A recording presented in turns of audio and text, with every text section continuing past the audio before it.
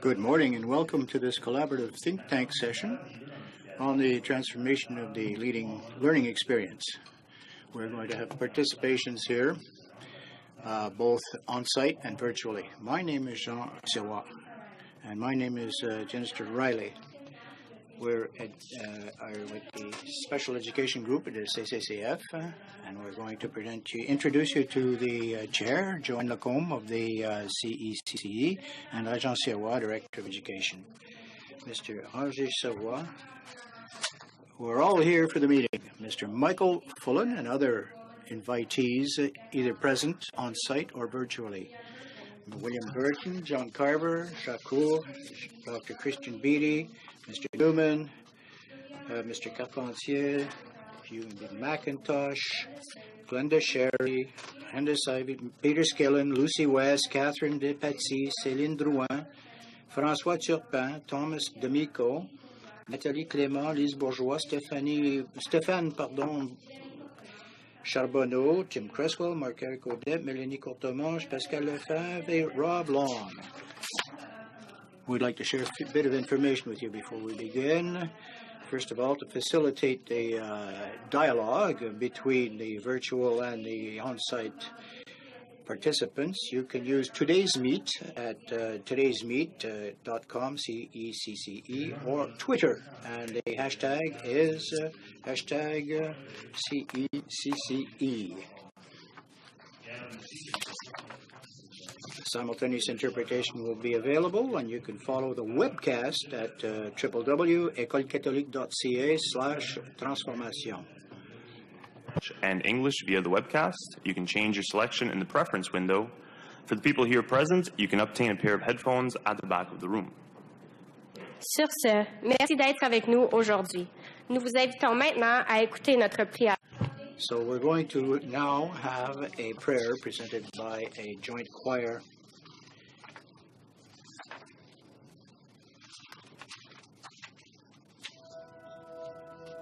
Je veux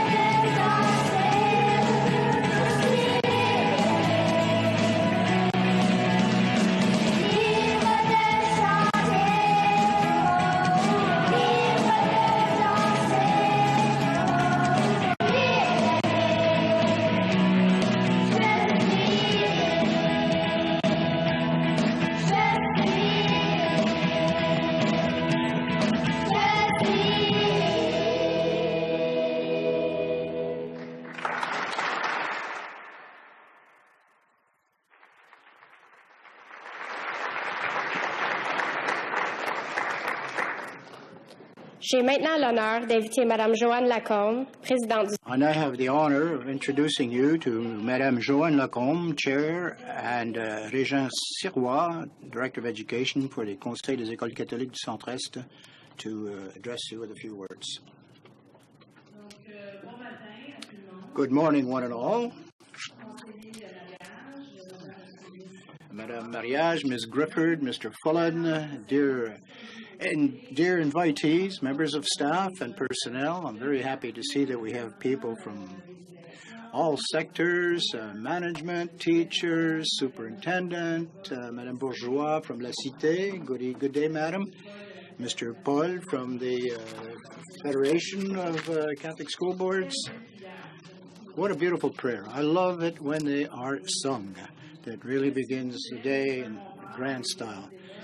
And I want to thank, of course, the choirs of the Montfort and Béatrice Desloges for their time. Thank you for taking the time also to participate in this very important collective effort and think tank. Over the last 2 years, we have seen evidence of the transformation of our learning experience with the various leads, student exit profiles, and all of the teaching staff have been involved fully and completely motivated and committed to this transformation. The level of commitment of each student and the improvement of their studies. Madam Chair, if you'll allow, I'd like to also point out the presence of two colleagues, François Turpin and a former colleague, but someone I hold close to my heart, Bernard Roy. Thank you both for being here. This session will be part and parcel of our strategic vision established in 2014. Also, in our mission statement, we are the leaders for the transformation of the learning experience, excellence, and support of our Catholic schools in constant cooperation with the community. Transformation of the learning experience, it's a desire, a wish to have the student approach school differently in order to provide them with real learning experience, authentic, real, and deep. Since I've been part of the council, I admire the competencies and skills of our staff and our personnel, and it's not a matter of luck. It's the fruit of much effort undertaken by parents, staff, and the students themselves. I believe in the learning community. I believe in widening this community, and this is what we're doing now, not only at our school, but throughout the community. Lost my place. Much as in today's session, we're involving here not only the teaching staff, but also management and other administrators. I invite you to participate in all the activities that we're proposing today and to contribute to the discussions that will occur, both virtually and on site. On behalf of parents and my colleagues, I want to thank you for the excellent work that you've been doing in order to bring to life and operationalize our plan and our vision and work towards the development of the full potential of the student so that they become critical thinkers and contribute to society, self-assured, fully potentialized, and committed ethical citizens. I'd like also to thank Eugenie and her team for the excellent work that they've done in preparing this. Eugenie and her team will indicate to us and illustrate how we can live our dreams. Thank you very much, Eugenie, for being there. Thank you for preparing a session of international caliber with fantastic speakers. An accessible model and proof, tangible proof, that our dreams, are, no matter how ambitious, can be realized. Through your devotion and commitment to learning, you have contributed broadly in transforming education, allowing students to fulfill themselves through innovative, authentic, and captivating experiences. You remain a leader in the field of education. Thank you and your team, and I wish everyone a very good and successful day.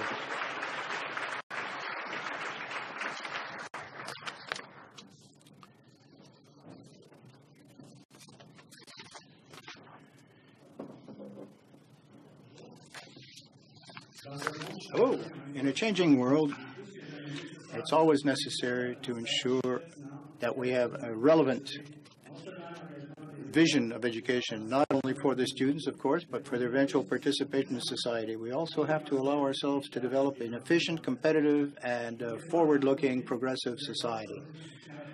I'm Director for Learning Support Services.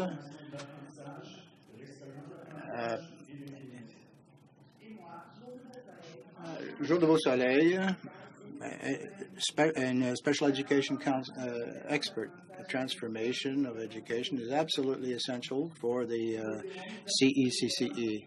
We want this experience to be authentic, relevant, pertinent to the students, and engaging. The life of our students in our schools is part and parcel of our society. In 2014, the CECCE adopted a new strategic plan and a vision to help each student learn, achieve their dreams, and grow to their full potential individually and in society. This is why the CECCE wishes to maintain its leadership position in the transformation of the learning experience. We have to cooperate broadly, horizontally, laterally with all our colleagues in various sectors of education, and bring this dialogue, this reflection, beyond the usual parameters of school-bound discussions. A new student exile profile will allow the student to establish and develop their full potential.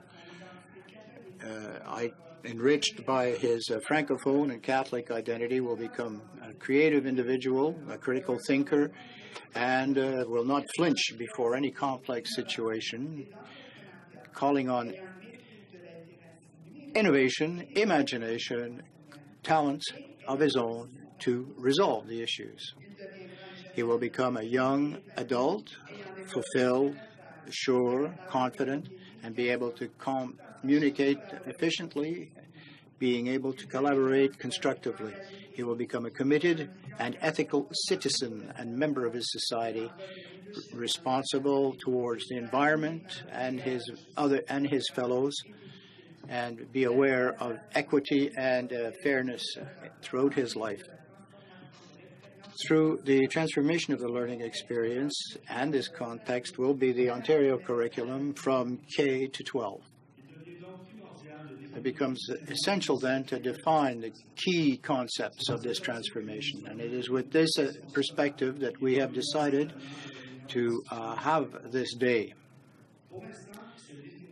The definitions currently indicate that the transformation of the learning experience prioritizes language and the student's passion and interest through critical pedagogy. This pedagogy seeks to create new partnerships between the student, the learner, the pedagogical experts, the teachers, the staff, and other experts to deepen the experience, to expand the space in which learning occurs, and to incite the interests of the students, and this in a context which is both Francophone and Catholic. In order to respect the needs of the students, we consulted with their network. We have a representative from their council, which have been consulted, and we asked them to share with us those items which they feel are priorities which might improve their learning experience. And here's what they shared with us. They told us that it's important to distinguish and personalize learning tasks and evaluation routines, to provide authentic situations based on experiential learning, and to provide other opportunities in order that they can learn outside the classroom. We have to maintain, of course, an eye on the mental health of the individual students to optimize their creativity, interests, and enthusiasms. And this from the very earliest stages of learning at the elementary level. So these experiences have to be attractive, appealing, and consistent. This will, of course, transform the learning experience for all. So the report, the study was prepared and supported by a shared leadership acting on a synergistic basis. In 2013, we saw a first draft. This was revised many, many times within our system, such as to develop a pertinent outcome, a product, if you will, those who were involved in the leadership team, as well as the students on a special assignment, the teachers who were charged with the pilot project, the administration of various schools and their principals. We're proud to support what we're going to present to you today. We're very happy to be able to provide you this networking opportunity today, this collaborative think tank session.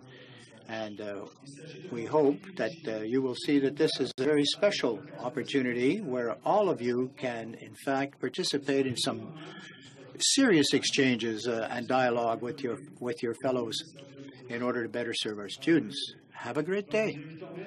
We're going to invite Madame Delien Châtelain to speak to us now for a few moments.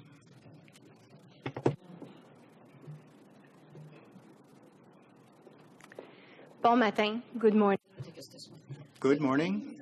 This morning, we'd like to recognize Mr. Michael Fullen, as well as a panel of renowned leaders in education, in order to get a recap, if you will, of the collaborative think tank session here of the student exit profile. The participation will include leads of various projects, personnel and staff, and support learning support services, as well as the leadership team. Mr. Fulton, born in Toronto, has always been involved in education, and he became the Dean of OISE in Toronto, recognized worldwide for his expertise in educational reform. He advises the various departments of education on the reform in the educational sector. Author of a number of books dealing with leadership and change. Many, of course, have won prestigious prizes. To consider students as active change agents and teachers working together to make something strong. In the midst of our questioning, we are moving from messiness towards deeper clarity. Messiness is necessary in the beginning. We acknowledge this. Mr. Fullen's latest endeavor is an action research project involving 7 countries and 500 schools, a project focused on leading new pedagogies for deeper learning, NPDL. The goal is to extract the learning and feed it back to the system to engage people to go further. Le profil de sortie de l'élève permet. The student exit profile, of course, represents much of what we're trying to do in this autonomy for the transformational experience of teaching.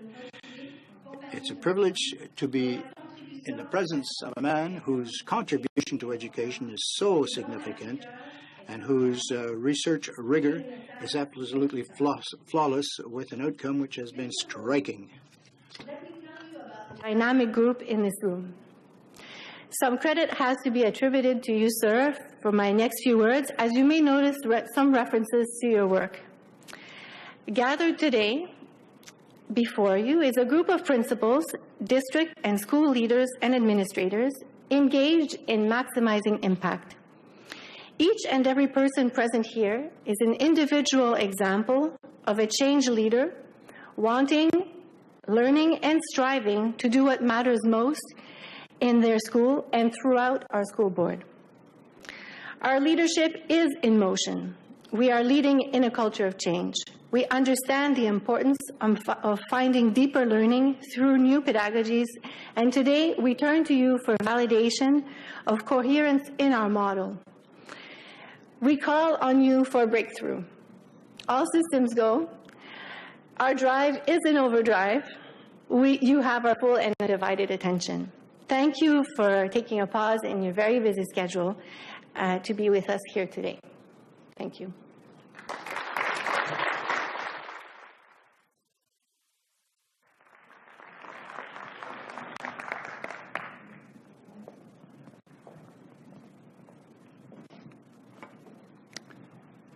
Merci. Bonjour à tout le monde around the world. Good morning to one and all. My congratulations to the district. This is an occasion where they are reaching out in order to reach in. That the focus is not actually on them, it's about the ideas that we're focusing on. So in this short introduction, and I'll be moderating the panel and be around for the closure, it's hard to say what I want to say in 11 minutes, but that's my assignment. Here's how I want to position the work. First, it's all about doing. Practice chasing theory. When I write a book, it's always after doing something. So do something, write a book, do it better, write another book. So the chasing it that way. It's about zeroing in on teaching and learning, the pedagogy, always about that. It's about whole system change, 100% of the schools, 100% of the students. System minimum size, in a way I like to think of as province or state or country, not district, not minimum size. It's everybody. And always working on tracing the causal pathway to impact, that measurable impact, including new measures around well-being and other work. So many of you know we work, I should name my team, but they're all very good and applied and developed. We work very strongly, as was said, about the new pedagogies for deep learning. This is an exciting project. It focuses on pedagogies that I'll show a couple of things on the slide. It focuses on the deeper learning outcomes compatible with the 5 fields of action for this district. And it has about now, 500 schools was mentioned, but now there's 650, and it's growing. And there's a large number of districts, about 15 at least now in Ontario, soon to be about 20. So very, very local in one sense, but also very global. And the work that we do is to relate to Ontario.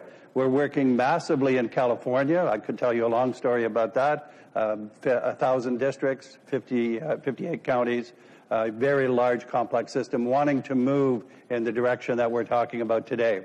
So let me give you a few slides on here. I want to start with this one because it's quite compatible with the frame of the day. I did a book about 3 years ago called Stratosphere, a fancy name for, say, these 3 forces have to come together. They're separate. Technology, very big part of it. Unfortunately, the history of technology has been to buy technology as if you could buy your way into the future. We're turning it around and making pedagogy the driver and technology the accelerator. Change knowledge, and this is, I think, on your 5 fields of action. The leadership section is the one that has to be unpacked because the leadership is multiple. It's at different levels. We're finding in our work on NPDL that students are change agents, and very specific ones. We're working with several districts in the province. We just did case studies of 3 of them, including Ottawa Catholic, and are now pulling out these findings from the work that's coming here. The way we started was kind of, I guess I'll say, negative, one could say, because the first observation we made growingly was that traditional schooling is incredibly boring as you go up the grade levels. It's boring for teachers as well as students. So there's only one thing I can think: student lack of engagement in traditional schooling is the problem that we're trying to solve. And as I sometimes say, being bored is a terrible thing, but trying to teach the bored is an even more terrible thing. And so that's the dilemma that teachers find. And what we tried to do in this is say, okay, what criteria would we want to have to solve the problem? Basic criteria. It should be irresistibly engaging, the learning. It should be elegantly efficient. This, to me, is the Steve Jobs criterion. Put the complexity into the machine so ease of use and access to use is facilitated. Technologically ubiquitous. This means the school day is no longer 9 to 3. It's open-ended. Twice as much learning time, I'm going to say, in the best situation is now achieved than was before in the other arrangements. Number 4, steeped in real life problem solving. This is not project-based, this is not problem-based projects. This is the whole day. This is the curriculum. This is, as I'll talk about in a few minutes. And then finally, I've added this one recently, involved deep learning, because when we first looked at it, we found examples of irresistibly engagement that didn't seem to have deep learning. So it's not just engagement, it's what's the content, what's being learned from it. So this is how we started. Students and teachers as pedagogical partners. I want to give you just a kind of a prompt here from John Hattie. In his effect sizes work, in this, he talked about these two clusters, teacher as facilitator, teacher as activator. And normally we're thinking teacher should be a facilitator, but it turns out, according to John's findings, our findings for that matter, is that the teacher has to be proactive in the partnership. The guide on the side is too passive. You need some really proactive partnership and then pulling out in the relationship with students. So it's not the teacher as the center of knowledge, but it's not even the teacher as letting the students go. It's really kind of a focused interaction. We did a book last summer, Joanne Quinn and I, we summarized some of our recent work, and I'm not going to unpack this. I like to, for complex problems, follow the rule of, I call it simplexity.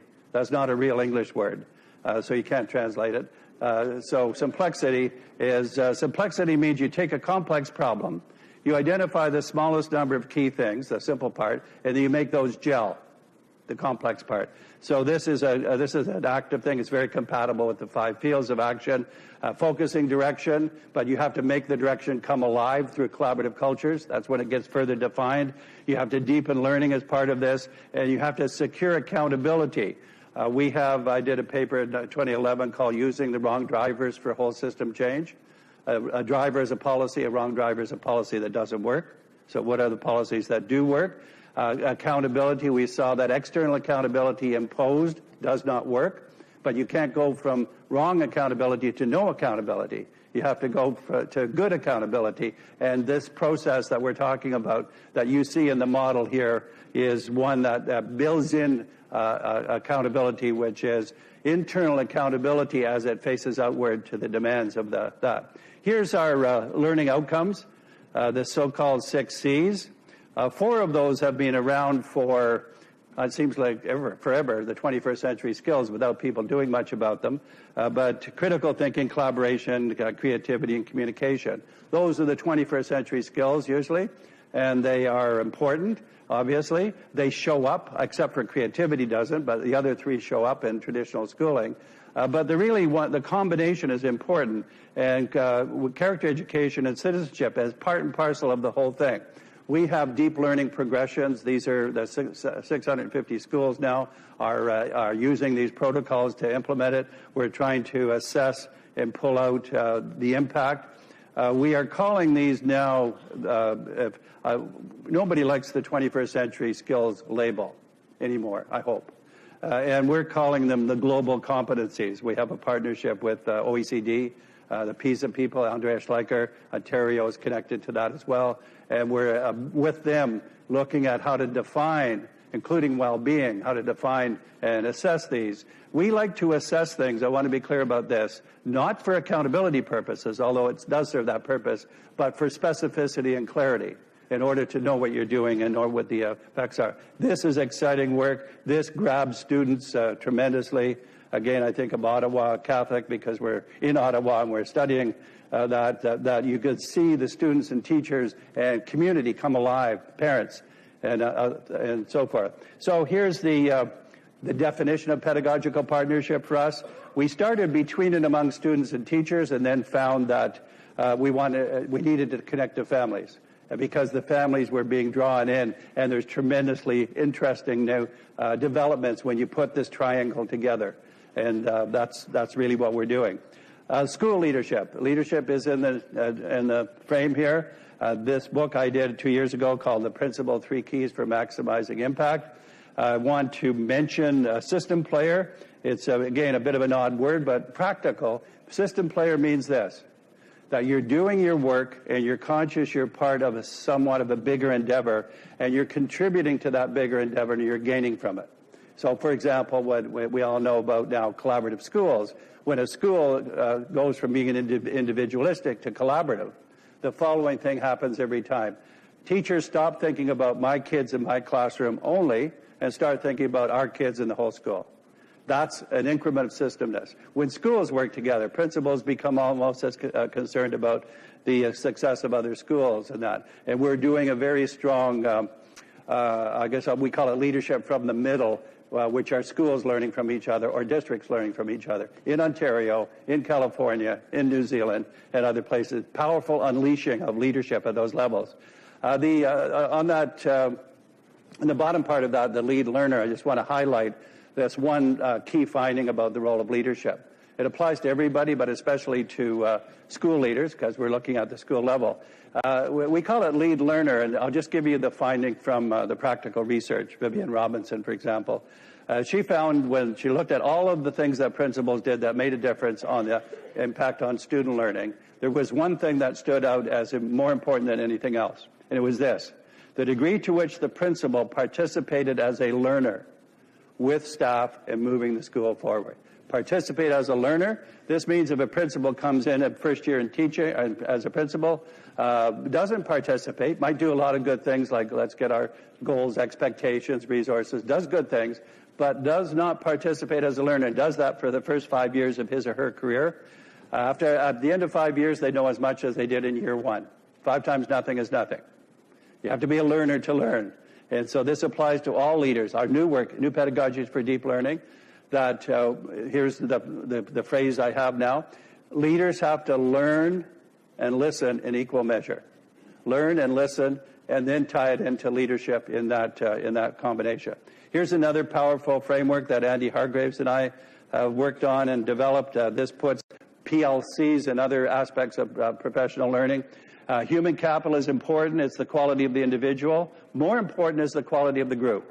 The biggest factor of John Hattie's most recent work, the winner, as we call it, is collective efficacy.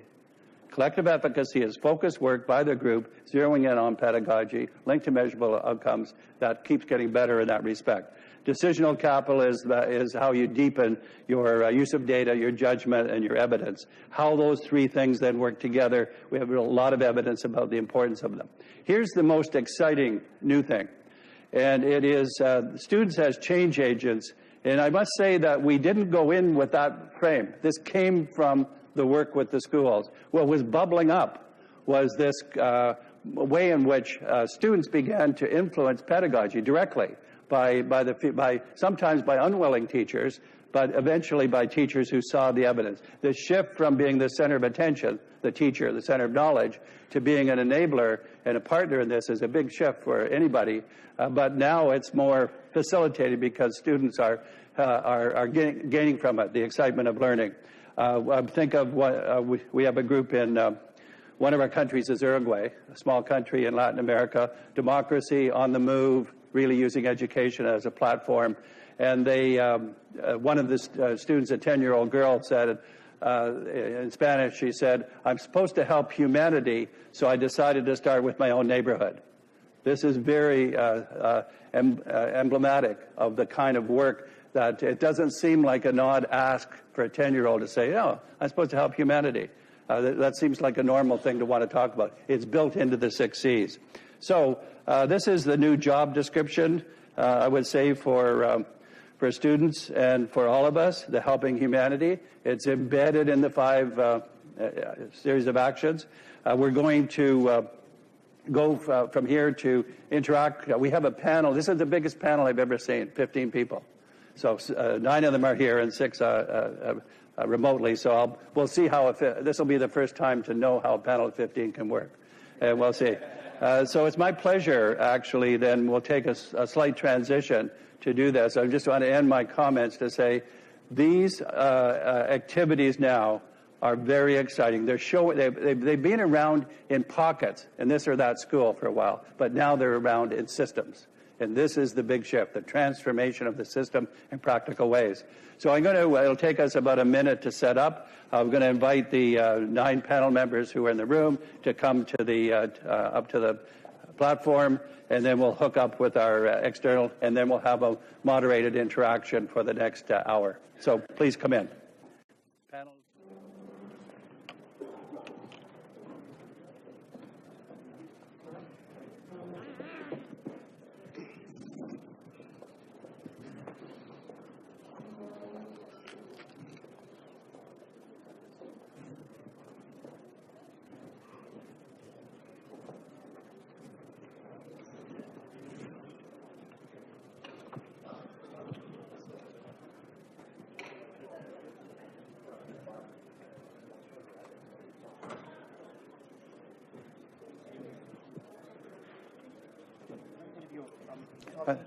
I think so, yeah. Yeah.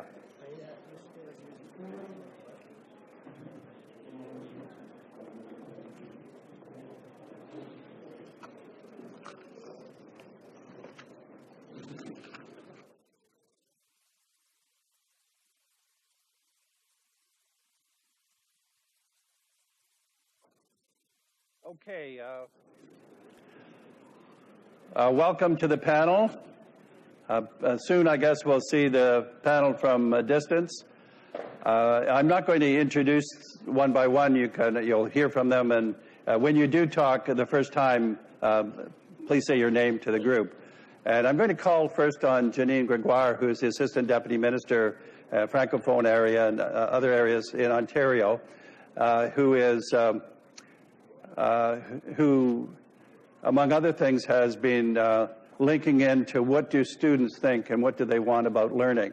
And since a lot of this catalytic development is about, for the first time, I would say, on any serious basis, hearing from students about how they like to learn, what they like to learn, how do they like to assimilate. And usually when we ask students, how do you like to learn, they say, not the way my teacher teaches. And so they say it a little bit playfully. But Janine, could you tell us what you're finding in Ontario and your work when you're interacting with students on this question? Vous m'entendez? Oui. Bon, bon. Can you hear me? Yes, good. Good morning, one and all. I'm very happy to be here this morning. And, well, following a number of discussions and consultations sponsored by the Ministry of Education, among and within our student bodies, the students have helped us to refresh our vision on attaining excellence in education. What the students shared with us during these consultations was, in fact, exactly what we're talking about today, the importance of being committed, motivated, fully engaged in their own learning. But they want something that's experience-based, real life. So when we see Build a Better World, that's exactly what the young people of today want. They want an educational experience which is authentic. So when you say we're going to change the world, what we want to do is to plunge deep within ourselves to find those competencies, those talents and abilities to commit and contribute to real life projects. So, for example, participation in a social justice program, humanitarian project, anything that has some reality to it. So it's very important to remember when we're trying to increase and improve numeracy and literacy, where's the hook? How do we induce and entice these students to adopt these types of real-life opportunities or experiences? Now, in our renewed vision, the Ministry of Education, you've noted that it is an explicit objective. It's always been implied as an objective, but now it's explicit. We have to recognize the fundamental role of the well-being of a student. And, of course, of our teaching staff and all our staff who are involved in this mission, because we are all co-learners in this exercise. The student as well as the student are building together their own learnings, as it were. So it's very important for the student that the teacher is also equally committed and engaged in the building of this joint learning experience. So the teacher has a role of perhaps building, creating the environment, providing technology perhaps, to create this authenticity of the learning experience. So generally, and I may have an opportunity to go into greater detail later, this is what the youth told us. This is what our students told us. And you may have noted that the Ministry of Education is currently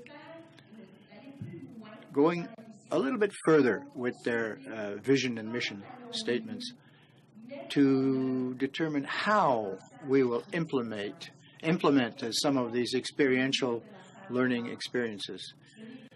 Now, you know, we've done away with the walls of the school, as it were. We're no longer in a classroom for 5 hours a day. We're seeing a huge transformation in the world of education today. We go beyond the classroom today. We go a little bit that it's not a matter of just students telling us what they want, because often people don't know what they don't know. So this is creating what they want, we want. And this is the transformation. I'm going to go back and forth a little bit from the panel in the Ethernet here. And I'm going to start with Will Richardson. Will was up with us at Quest in November. A great keynote, a lot of activities. And in one sense, you can talk when I call on you, you can talk about whatever you want to talk about relevant to the theme. But I'm thinking of you, Will, about commenting on what do you think is the transformation of the learning experience that we're talking about, and what is the role of technology? Well, first of all, thanks so much for inviting me to be a part of this. Really appreciate it. You know, I kind of look at a lot of this and think that in many ways it's not a really new conversation. We've known a lot about learning forever, and I think that one of the things we've done is just try to fit schools on top of a definition of learning, and basically the two aren't fitting any longer. We know how kids learn. We know how we learn. We need to be engaged. We need to pursue things that we have a passion for, that we care about. We need to do that in ways that aren't constrained by time, that aren't necessarily limited by subject. So, you know, this isn't something new in terms of what we understand about how kids learn and how we learn. But I think what's happened because of the web specifically is that there are all sorts of new opportunities for us to pursue those things that we're really interested in. And that now creates school structures that seem more limiting, seem way too focused on traditional curriculum, on traditional pacing assessments and all those types of things. So for me, you know, learning isn't changing. Learning's the same as it's ever been. But I think the transformation is that we're finally getting back to what we know about how learning happens. And now the question becomes, can we in schools, you know, do we have kind of the courage and conviction to really change what we do, to give agency to kids, to allow them to build their own curriculum, find their own teachers, create their own classrooms, and to connect with other people and create things that, as you've talked about already, have meaning in the world in ways that, you know, we're not dictating. We're not necessarily pacing. We're not necessarily planning for them. That's how you get engagement. You get engagement when you allow kids to pursue the things that interest them, and schools have to be more about finding those starting points with kids rather than asking kids to come to our curriculum, our structures, and all those types of things. Okay, I'm going to call on William Burton, who's right to my left here. A student, you can introduce yourself about where you are as a student in terms of the thing, but what sense are you making of this? You don't have to agree with the adults, right? That's the rule today. So what's your sense of what we're talking about? Bonjour, je m'appelle William Burton, je suis élève au Collège catholique Franco-Est. My name is William Burton, and I'm with the Collège Centre-Est. Well, I'm super pleased to see that you're talking about involving the participation of students in that process. You know, because, you know, the way you've drawn out the big picture, I'm kind of jealous. I want to get to where you say we're going. And So, well, basically that's it. We're really pleased to be here and we want to participate. So I hope that's a partial answer to your question. I mean, it's new for a lot of us, and I think we like the impatience that you would say, who wants to keep talking about it? Why don't we do it?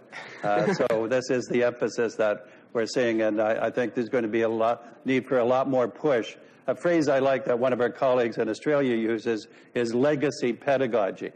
It's a very strange phrase, but what it means is the pedagogy you're used to, the way you're used to doing teaching, the way we do it around here. And it's not a simple matter to say, I'm leaving that pedagogy behind, I'm doing the new one now. That is not a simple transformation, even if you want to do it. So let's go back to, let's go far field again. Another one of our colleagues that was at Quest, Alec Kuros.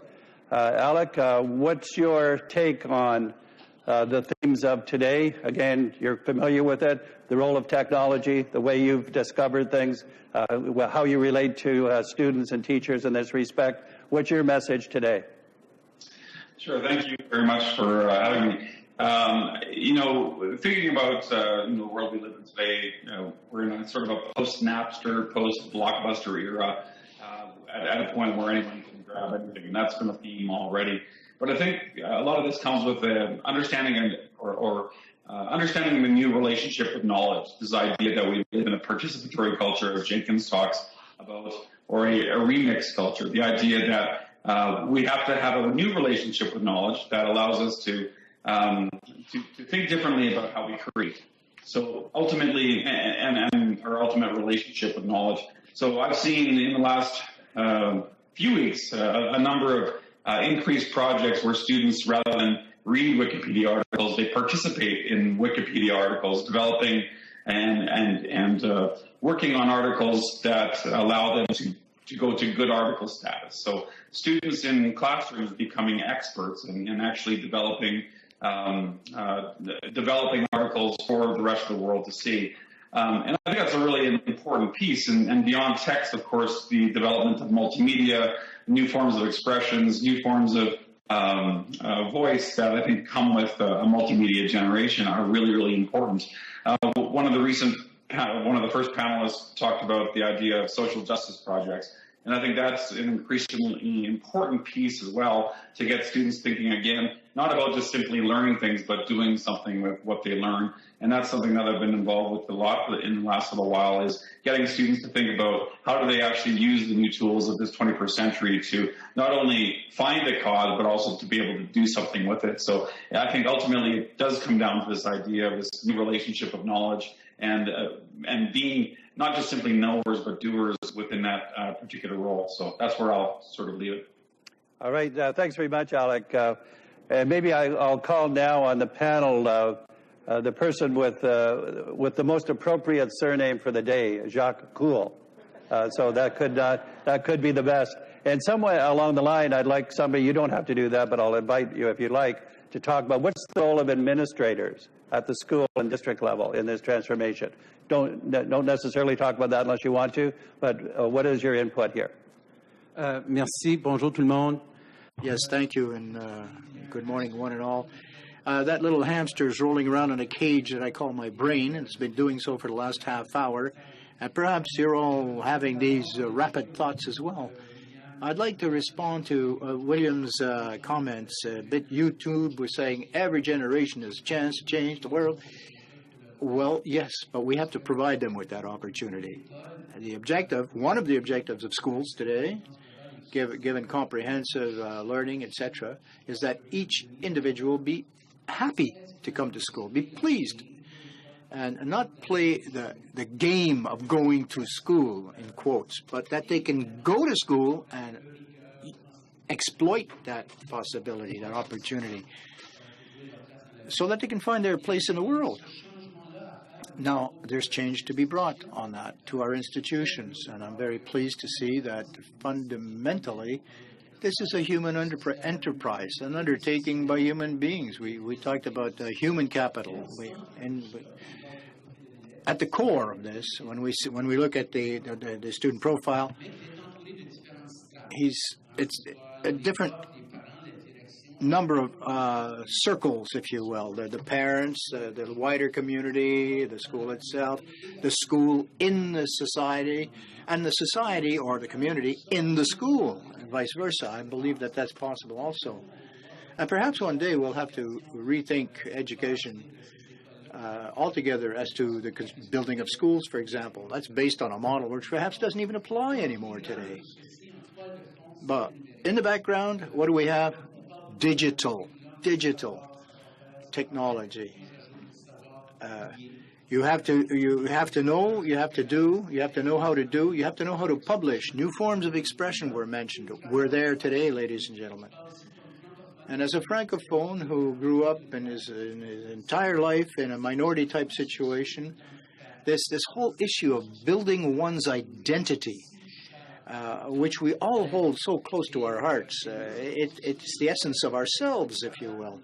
Now we can do this not in a parallel universe, in the real universe, but a digital universe.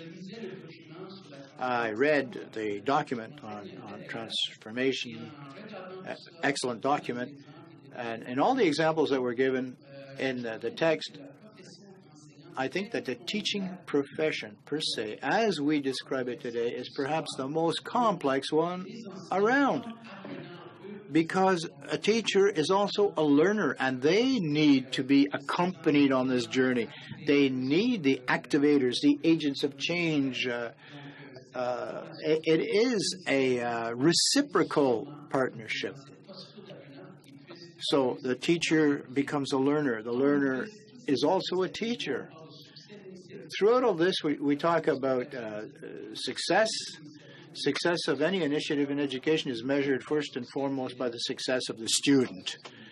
Now, that is, how do you define that or determine it is another matter, but that's it. And I wanted to encapsulate it in the most recent work we've done. We've been thinking of what are the small number of core characteristics that about developing that any individual, adults as well as students. And the four that we have are identity, figuring out who you are, what matters to you. You mentioned it. The second one is mastery, getting better at what you're doing. Third one is creativity. What are the new ideas? And the fourth one, very important, is connectedness. Connectedness is you have to be able to be autonomous and connected. The ability to be alone and the ability to be in a group, cycling back and forth and taking advantage of those. So you put those four together dynamically, you have something powerful. I'm going to go field now to Charles Dede. I think a lot of your work has been at the big picture level, the policy level. So what do you come in and tell us what you think are the key issues, what's developing, what's bad about it, what's good about it, what should happen. You can do that in 3 minutes. You'll be great. So let's hear from you. Chris. So I'm Chris Dede. I teach technology, leadership, and policy at Harvard's Graduate School of Education. And for the last 3 years, I've been delighted to be part of Ontario's province-wide initiatives in 21st century learning. And so each year I've been part of an event, I've talked about different stages in the journey. And this last February, I talked about rubrics for understanding how we make this shift, not just what we're shifting to, but how we go about making it. And I'm delighted to see the rubric that's been developed within this group, because I think that those become roadmaps for understanding where we are in this journey. Now, the rubric that I introduced is from North Carolina, in the United States, and it's similar in many ways, which is good, because then we know that we're on the right track when everyone walks a different road but ends up in the same place. In this rubric, there are 5 dimensions: leadership, professional learning, content and instruction, technology, infrastructure and devices, and data and assessment. And of course, these are mirroring the different themes that we've heard so far this morning. But within each of those 5 areas, there are different dimensions that are cited as important. So within leadership, there are 7 dimensions. Within professional learning, there are 4. And when you add them all together, you have 25. So one way of understanding this transformation that we're about is to say that there's 25 things that we have to pay attention to at the same time. And if we align and orchestrate those, then we're likely to be successful. That sounds pretty overwhelming, but when you think about it, successful teachers are aligning many dimensions at the same time in terms of not only their students, but the emotional and social parts of the classroom as well as the intellectual. Successful principals, there are many dimensions to having an effective school. And these 25, I think, are something that if we do pay attention to and we align them, will be successful. Now, whether it's 25 or some other number, I think that having this kind of a framework is important, and I think that having a rubric is important because then we understand, well, I'm doing really well on leadership, but when I look at content and instruction, maybe not so good, or I've got a great technology infrastructure, but I'm not keeping up with the professional learning needed to use it well. So I think that bringing in the idea of a framework for change and rubrics that help us measure it is very important. Thanks.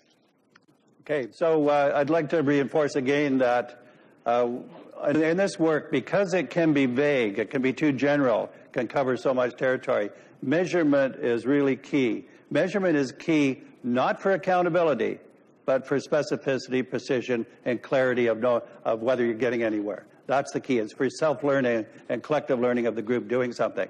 I want to go back to the panel, but instead of selecting someone, I'll just ask you to put your hand up. Anybody? Okay, away you go. Hi, my name is Peter Skillen. I started teaching in 1970, so I'm sort of the OG. Do you know OG? Some would say original gangster, but it's really old guy.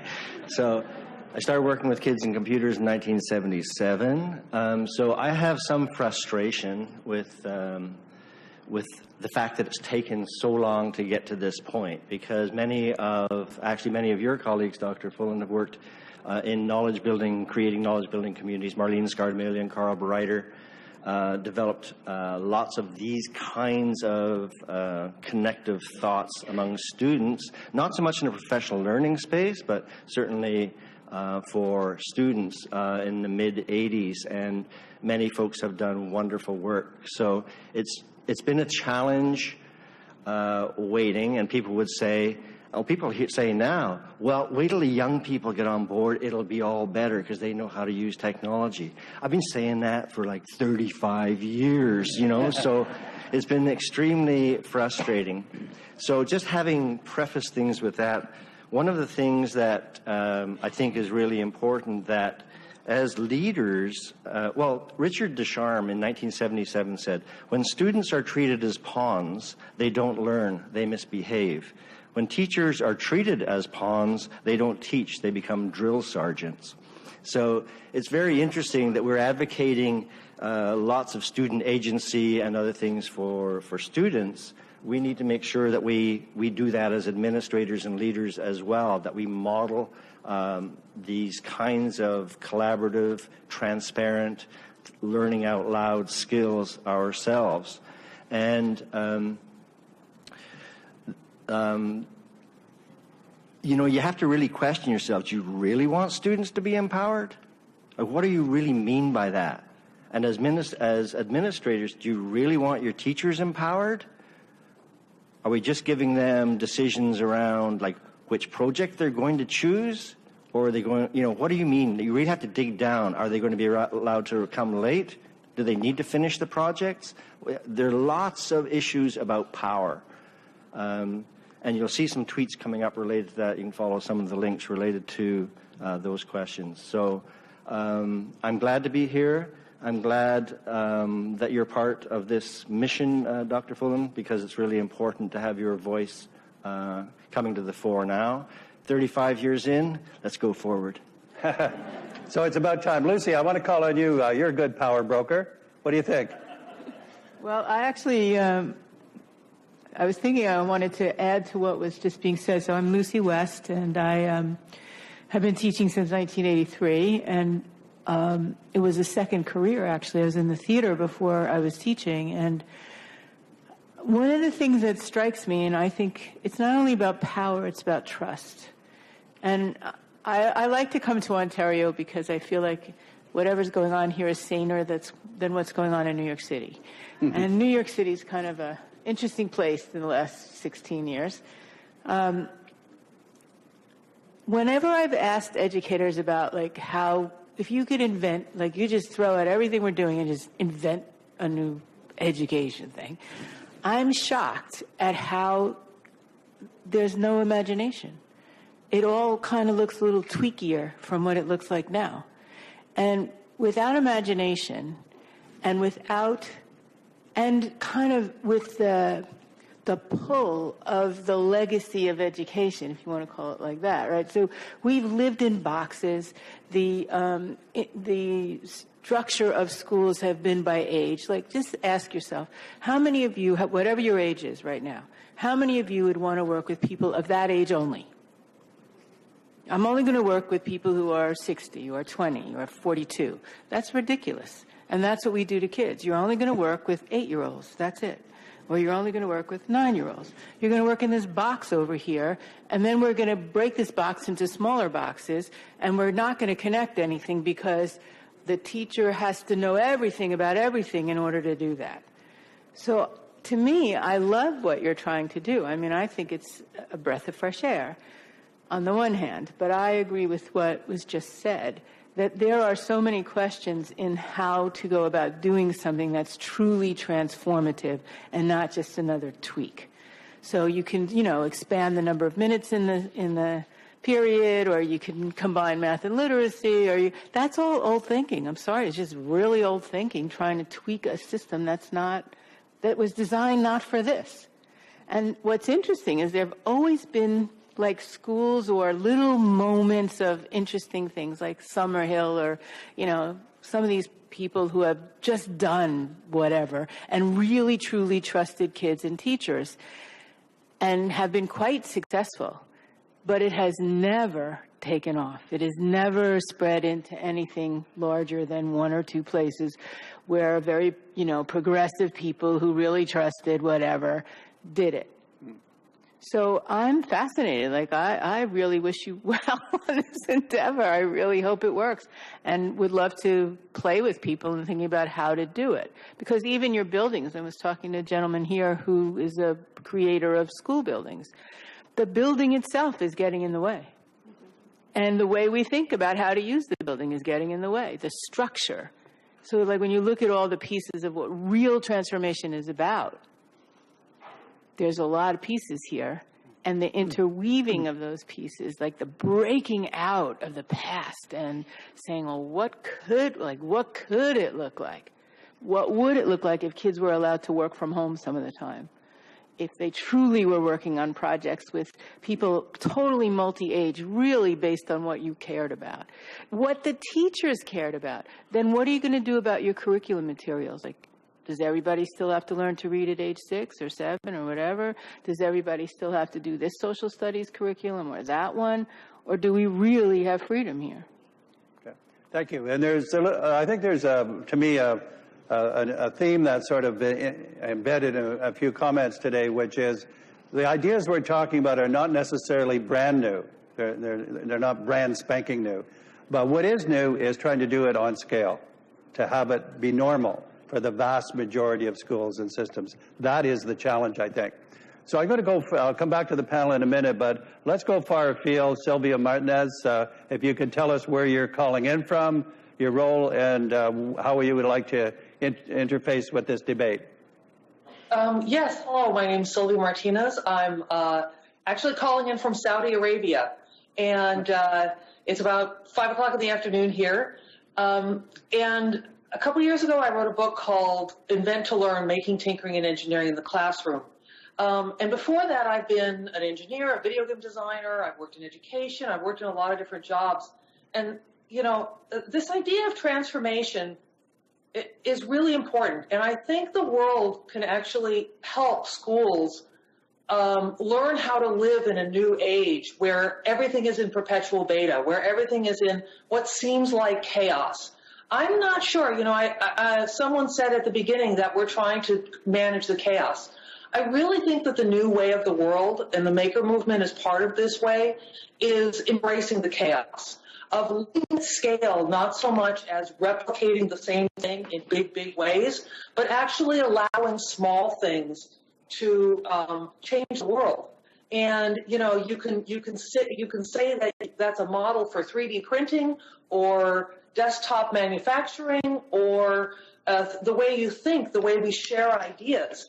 And I think that schools can actually take some of this so that we don't do the same thing over again. We don't talk transformation and then go, well, we can't really change the school day. We can't really change the bell schedule. We can't really change the curriculum. And if we can't change the curriculum, and then we're all of a sudden we've painted ourselves back into the same corner.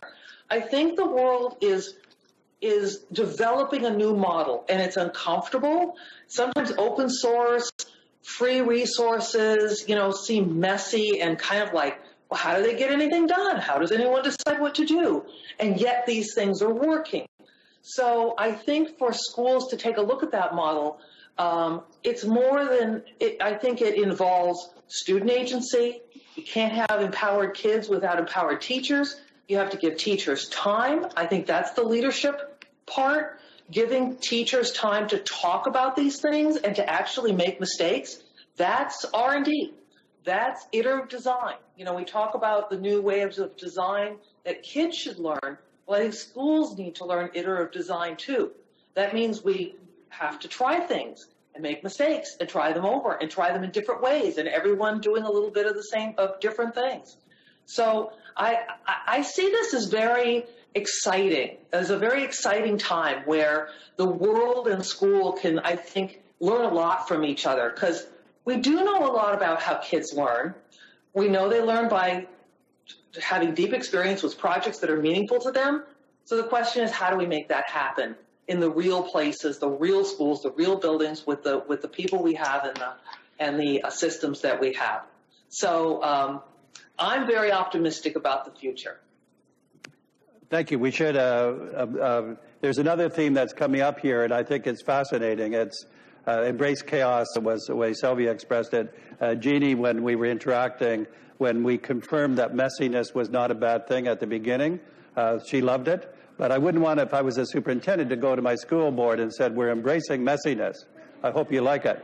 So how do you contend with this? How do you go into something new where it's intrinsically ambiguous at the beginning? And I think the answer is to have certain conditions: transparency, specificity, focus on what impact are we having. And if you build those criteria into the messiness process, you come out of it with conclusions that are based on it. Transparency is always a very good thing for being for the checks and balances of what is being done. Panel, who would like to go next? All right, we'll go. We'll go first in the middle of the panel. Sorry, Brenda. Yeah. Hi, my name is Brenda Sherry, and I'm with the 21st Century Learning Unit of the ministry. So I know some of you from the round table and your innovation work, but I'm making connections to what the panelists are saying around my most recent role at my school board, which was as a vice principal. So I wanted to share actually a quote from Dr. Deedy's, one of his think papers that we've used in the 21st century in the innovation work. And he says, the innovation is not technology, but the empowerment of human performance through deeper learning, changing the way that education is structured and delivered. And so in that statement, which is so rich, I'm hearing connections to everything that people are saying around trust, around real important projects that students are involved with, community partnerships and that kind of thing. And I love what you are saying in your project details about being knowledge architects and being choreographers of those experiences. And I can tell that that's where you're going as well. But as a vice principal, and I think one of the things that's really powerful about technology, visible here today with us that are connected around Twitter, is once we start to archive our experiences and share them, we can amplify our learning together. However, arriving as a new vice principal last year to my school and realizing that the culture in the school face-to-face wasn't yet transparent or collaborative, was a challenge. So my principal and I thought, and you mentioned Vivian Robinson's work around the leader as a co-learner along with the staff. It was really important for us to realize that before our teachers could take a step to find their voice to be globally connected, they needed to be connected to each other and be willing to share their learning and be transparent. So we did things like put our school improvement plan up in a visible space so we could all be talking about it. And our professional learning teams would share that on a website together, not publicly yet, but just in our school community. And just the fact that we had to trust each other to share our learning in that visible way was a first step. Okay, so trust is obviously a big factor. The problem with it, we all know that trust is critical, but how do you get it if you don't have it? And so you can't get it by saying, please trust me. Right. That doesn't seem to be a powerful enough strategy. So you have to name it, you have to model it, and you have to monitor it. So when you're changing the culture in your school, you have to be visible and open about it. We are shifting towards where it's okay to make mistakes. That's our culture. You name it, and then you start to model it in your own behavior. You're a learner as well as a leader. And then you start to assess, well, is it working? Are people coming together? Are we getting the results? Could we turn now to Terry Carcenti, and you can tell us your role and then your contribution. Alors, Thierry Carcenti, je suis à l'Université de Montréal. Eric Sarconti, University of Montreal. I'd like to thank Eugénie and her invitation for this opportunity to participate. I know that Bernard was a great fan of evaluation. Now, when one is jealous of the others, he wants to stay 1 year longer in his classroom. I think that's a sign of success if you're doing in your school board. So, congratulations. I think I'm going to have to pay the price for that comment. But in any case, technology, Dr. Fullen said earlier that investing in technology is not sufficient. You can't buy your ticket to the future. A study by the OECD was published recently, of course, and one of the conclusions on a number of thousands of students, the more we invest in technology, the less returns we get for investment, the more we spend. Now, we have to invest, but we have to invest wisely. We have to invest so that it is, in fact, coordinated and integrated with what students and teachers need and want. And I can see that that's what you're doing in your school board, your school commission, and congratulations. But in consultation, of course, we have to know what's required. And I think we're at another level now, though. We have to entice students with technology. Well, I don't know about that because I think they're already pretty much interested in technology. But we have to advise them of opportunities that they're unaware of, not only mathematics and French, for example, but have them discover new things to go a little bit further, to open the next door. And those who are facilitators and moderators, I think that's a great role. It's okay for a student to go to Wikipedia, but Wikipedia is data. It's information. We need to convert information and data into knowledge. That is our function and role. For those who are too much in a hurry or get frustrated, and I'm not talking about the last 35 years, Mr. Skillen, when we want to transform things, initially it's a little bit chaotic. Of course, it's messy. If you're looking for instant results, it's not going to happen. But you have to counterbalance that with people who are afraid that we'll make a mistake also. That slows us down. That's very frustrating as well. But we're on the road to transformation, and we must get there. Actually, there's a name on there I don't recognize, Baldwin. So I'm assuming that it could be somebody from another conference. And so we can hear. No? Oh, she's part of us. Okay. So let's go to John Carver then. John? Well, good morning, everybody, from rural Northeast Iowa, United States. Hopefully you can hear me. Michael, can you give me a thumbs up if you can hear me okay? Okay. All right, super. Well, our school district is a rural school district. We're 462 square miles. And, we're going through crisis right now in that we have declining enrollment and fewer dollars. So we have tried to, because of that crisis, we've tried to revision what education needs to be. And one of the things that we've discovered, it's the embedding of technology into instruction. And that, along with that, the structure of education is the problem, not the people in it. And so what we're trying to do is vision, what does a 21st century school need to be?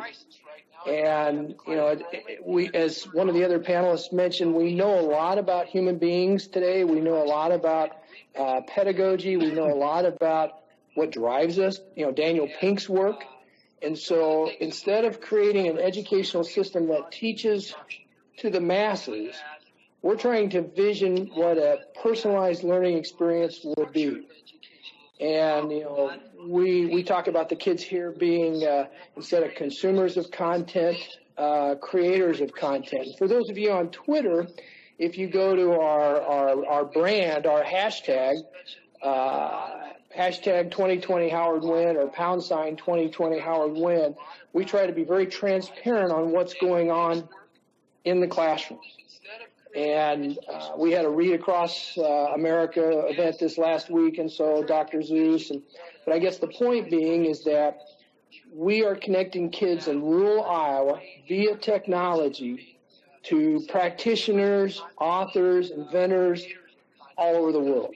And so from those classrooms now, those classrooms have actually become windows to the world. And part of this change that we have found is that it goes to the scope of work. You used to have to go someplace to work. And now with a digital connection and broadband connection, work comes to you. And so what we're trying to do is prepare kids for this new reality, help them, and then we're learning with them on what is appropriate use of technology, how to leverage these tools. And, one of the other panelists really caused me to chuckle because he made the comment that, he's been involved with embedding technology into instruction for 20, or maybe not 20 years, but 12, 15 years. And the comment about waiting for the kids, well, the kids have blown right by us. And, one of the things that we talk about in our world is that our children operate in micro moments. And business and industry operates in micro moments. With a digital device in your hand connected to the internet, you have access to unlimited information. It allows you to make better decisions. And in that equation, the kids are operating in micro moments. Business and industry are operating in micro moments. And unfortunately, the K-12, college, university, we don't operate in micro moments. And so, one of the concerns is, are we in fact becoming obsolete in how we do our practices? I share with people it's a printing press moment in the history of mankind. And when you stop and think about that, the printing press fractured every system of that day. It made the Bible available to the masses. It transformed the Catholic Church, the Protestant Reformation, all of that. But it took several years for this to occur. A digital device in the hands of a child connected to the internet with someone who could facilitate learning. It's that printing press moment. It's reshaping every system as we know it. And the rate of change is accelerating exponentially.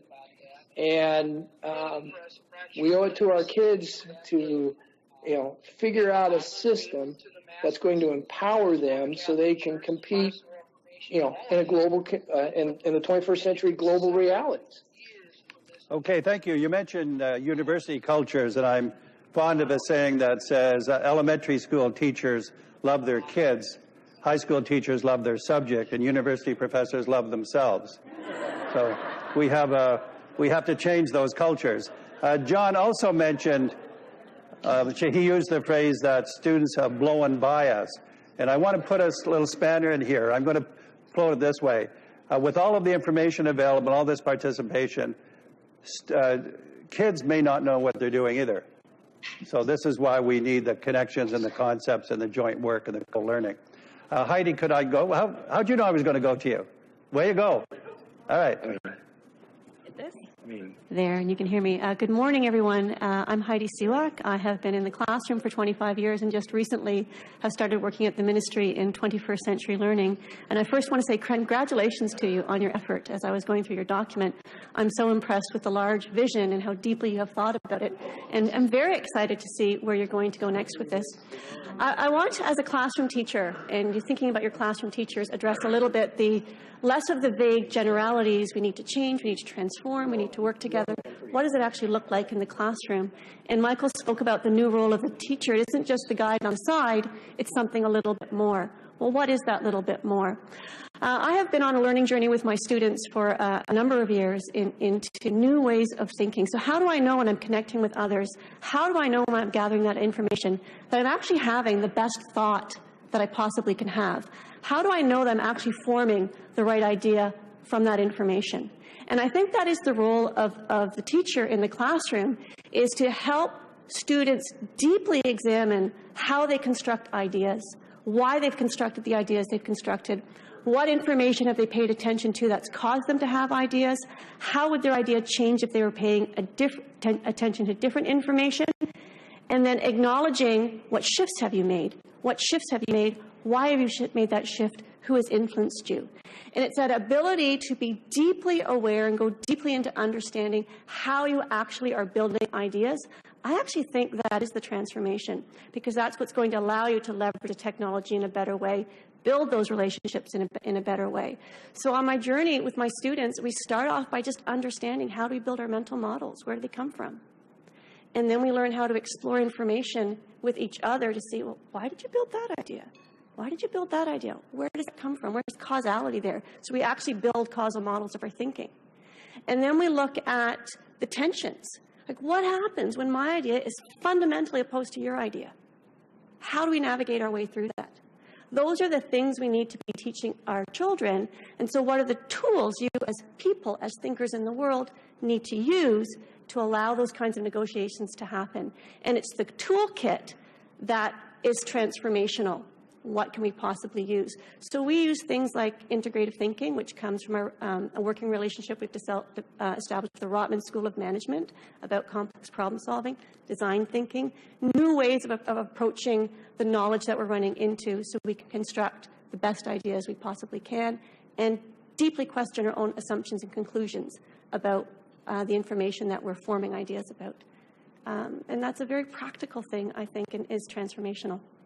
Okay, that's great. Heidi, I think, to me, just said you can have specificity without imposition. It's actually liberating, not an imposition. So specificity is very important for clarity, for liberation, for getting the sequence right, bringing it out in the open. Let's move it from the general concepts to the day-to-day work. So, shall we go to Marius? Yes. Bonjour. Okay. Merci. Hi. Well, thank you to Centre-Est for the invitation. Thank you very much. I've also got, my brain is just spinning with ideas right now. When I think of transformation of the learning experience as defined by you, I took a look at your website, CECC's website, and that's what I want for my kids, to bring the student to fulfill his dreams. Well, sure, I want that for my kids. And I could see myself accompanying my daughter and helping her to learn to ride a bike. Now, I don't do this between 9 and 10 every morning and evaluate how she did and this and that and say, no, tomorrow you can't do that because you failed number one, and then the next thing you're going to do is have to learn to play golf. No, well, transformation of our schools. We're trying to convince ourselves that this is going to happen internally to the school system, the school building, if you will. And the shift that's going to have to occur in our thinking is the shift in how we view our role and how we view our role as a teacher. You know, we are in parentis locus, right, but we are not parents. We're not there to cuddle them and say they're cute and nice. No. we have to communicate a sense of leadership for our students. We talk about group mindset among students and in our teaching staff too. There's a lot of things that talk about explicit messages, but we also have to be aware of the implied messages in what we articulate to our students. The relationship between teacher and student, I think, is what is at heart of this. Giving the student a voice, a partnership, etc. We can't go in and say, look, we're going to do this diagnosis here, we're going to do this exercise, and then we're going to classify, quantify. We can't, it's not little boxes to be filled here. Technology, as Thierry was saying earlier, I think that we have to take the time it takes. We have to bring the best out of our students. As Heidi was saying, we have to make our vision possible, but we have to use what's there. That's it. Their passions, their interests, and knowledge of oneself. That's vital, vital. The how to be, how to live, that's a very important piece of knowledge too. It's not... And I don't know that we can teach that with PowerPoints or graphics or interactive video. Ginny Newman on the distance. The only external person we haven't heard from. Welcome, Garfield. Right now you're muted. My phone. Okay, you're clear now. Can you hear me now? Yes. Okay, great, thanks. This is quite exciting to be part of. So many of you, I follow your work, and so bringing this all together is quite brilliant, so thank you. The disadvantage of going last is I have so many notes in front of me I'm going to try to touch on. I'm going to start maybe going a slightly different tact, offering a couple of cautions. There's been lots of talk about finding students' interest and voice, and I think we want to complement that with remembering that when schools are functioning at their best, they inspire awe and wonder in kids. I think there are ways in which good teachers will turn kids on to literature, to history, to science that they never would have found on their own. So I think one of our jobs is to inspire awe and wonder. But then I want to offer a second caution. I read a tweet recently that essentially said that the teacher's job is to inspire kids and then get out of the way. I have huge concerns about that, and I think Heidi very nice was putting, I think we have a bigger job than just letting kids go. I think we have to help them build the toolkits, and I'm really glad you started that phrase, because I had a note here. We need to be thoughtful about what does the learner toolkit look like in the 21st century. I would suggest, if it's kind of like a fat utility belt, there's two sides to it. There's the digital toolkit. Do I know what tools are at my disposal and how to make effective use? But that requires an intellectual toolkit. Have we built kids' intellectual capacity to engage with this overwhelming amount of information? And in fact, I'll broaden that to learners in general. I wanted to just, I have three criteria I would suggest if we want teachers to take part in this kind of transformation. I would suggest that they have to see it as feasible. They have to believe, I can do this, I can manage this, I'm getting the support I need. They have to see it as powerful. If I'm going to invest this time, I see that it will make a significant difference, and it's desirable. That these are the kind of changes that we should want. And part of that, to me, would be, as we think about engagement, and this came up early on, about getting kids engaged, and someone made the point that, the more we invest in technology, the less engaged kids become anyway. Why is that? And I'd offer that, first of all, we need to understand that engagement, or we should look at engagement as intellectual, not to entertain, not to have more fun. We should be measuring the depth of engagement, not time on task, but how deeply they engage. And I would use the phrase like challenge-based learning, which would encompass projects, inquiry, just engaging kids in meaningful, purposeful challenges. And I want to just build off of that for just a moment. I was working with a school a couple of weeks ago here. I'm here in Maryland, talking to you from Maryland. And we were looking at a guided reading exercise. And I asked the teacher the purpose of the lesson. She said it was to help kids to be able to infer. And I said, okay, that's the teacher purpose. What's the student purpose? And she said, well, I don't know, my purpose was inference. I said, well, most kids I know don't pick up a book because they want to practice their inferencing. That's a tool we give kids to allow them to read with more meaning. So I think purposeful learning, we need to be thoughtful about what's the challenge that will excite kids, and then what tools do I need to build? Yesterday I was in Ottawa working with a teacher. They're reading a book of beetles and angels, and the kids are interested. I said, well, what's their purpose? Well, what if we had to surface 3 important lessons that could help enrich our lives as we read this book? That would be a student purpose. Now I teach you the intellectual tools to unlock that. So I think as we think about student engagement, we have to think both our purpose that builds their capacity, their purpose that builds their excitement. And I'll just finish with a couple of last thoughts. I've been playing with a bit of a model trying to bring together, earlier there was a comment on authentic learning. When I started teaching 30 years ago, there was lots of stuff around authentic assessment. We tended to think about, instead of a test, what could I do instead? I think today, though, there are at least 3 dimensions to authentic learning. One is the product of performance. What are we asking kids to do that they will see value and interest in doing? But also, what's the source of information? We're no longer limited to, the textbook that was produced for that class. So what sources are kids using? What products? What's the audience or purpose? And I think we can give real purposeful learning to kids and having them engage with real-world materials and kids around the world and connected. And I'll just finish last two. Many people will talk about SAMR, the substitution, augmentation, modification, redefinition, as we look at how we, powerfully integrate technology. And in a conversation I was having in your board with Jose, giveaways there, we were talking about SAMR, and I said, well, imagine if we brought SAMR together with a critical thinking framework in which we're looking at redefinition also supports sustained inquiry with deep intellectual tool development. What would that look like? So it's not, we want to use the technology in a way that unlocks the kind of thinking and opportunities kids have never had before. I've been in both classrooms where there's some really cool use of technology, but it's just not pushing their thinking. And I've been in classrooms with great critical thinking, and there's not a whole lot of use of technology. I think the real power is when we find a way to bring those together. And I'll just finish my comments with a quick story. This comment that John made earlier about micro moments had me thinking about a John Cleese story from Monty Python, and I'll maybe finish my comments with this. John Cleese said, there was a member in Monty Python far more talented than he was. He said, but I always produced better skits, and I was intrigued why my skits turned out better. And he said, I realized he'd come up with an idea, and that's the one he would run with. And I wouldn't. He said, I would stick around for hours, reworking, changing. And this is the phrase that stuck with me. He said, I learned to live with the problem longer.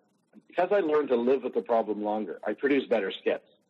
Mm-hmm. I want to go back to earlier. I believe, Michael, you made a comment about failure being part of the learning. I think John Cleese's reminder, letting kids live with the problem longer, challenge themselves, question, wonder, gather, and realize, oh, maybe I don't believe it. Maybe this should shift. Live with the problem, I think, can lead to deeper learning. But that requires a fundamental shift in where we place our assessments, how we use our assessments, how we use our learning. I think there's a lot of thinking to transform the learning where our task becomes the reason to learn, not the proof kids have learned at the end. So I'll stop there, but I hope some of those tied some pieces together, and thanks again for this incredible opportunity. That's great. Thank you very much. And Peter, there's hope for you. You've lived with the problem longer than most people. William, it's up to you to lead us to health break. That's a big responsibility. So what do you think? What do you make of this, of what you're hearing? De toute la journée aujourd'hui, j'ai vu beaucoup qu'on parle beaucoup. Well, I heard you talk about technology or refer to it quite often and as a resource mostly. And we talked about the learning culture, the partnerships. As Chris has said, there are many layers and factors here, steps, if you will. You talked about leadership, authenticity, and I think just on those 2 aspects alone, it represents a series of issues or problems that we could deal with. If we can draw links between cultural authenticity, Francophone, Catholic, Ontario, for example, and put that in our context, orient us towards what to read, where to go get specific information, how to approach your professor, perhaps to deal with this and contextualize it and control culture and language, as I say. So I get a reading list, I see what I think I need, and I follow through.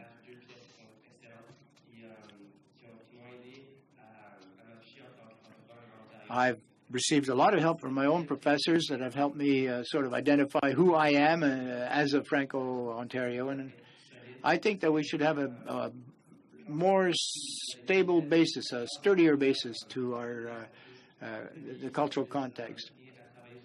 I think that's how you're going to attract younger learners today. It's not just a project. It's something that's going to be good for the rest of my life, for example. It's not just a classroom project.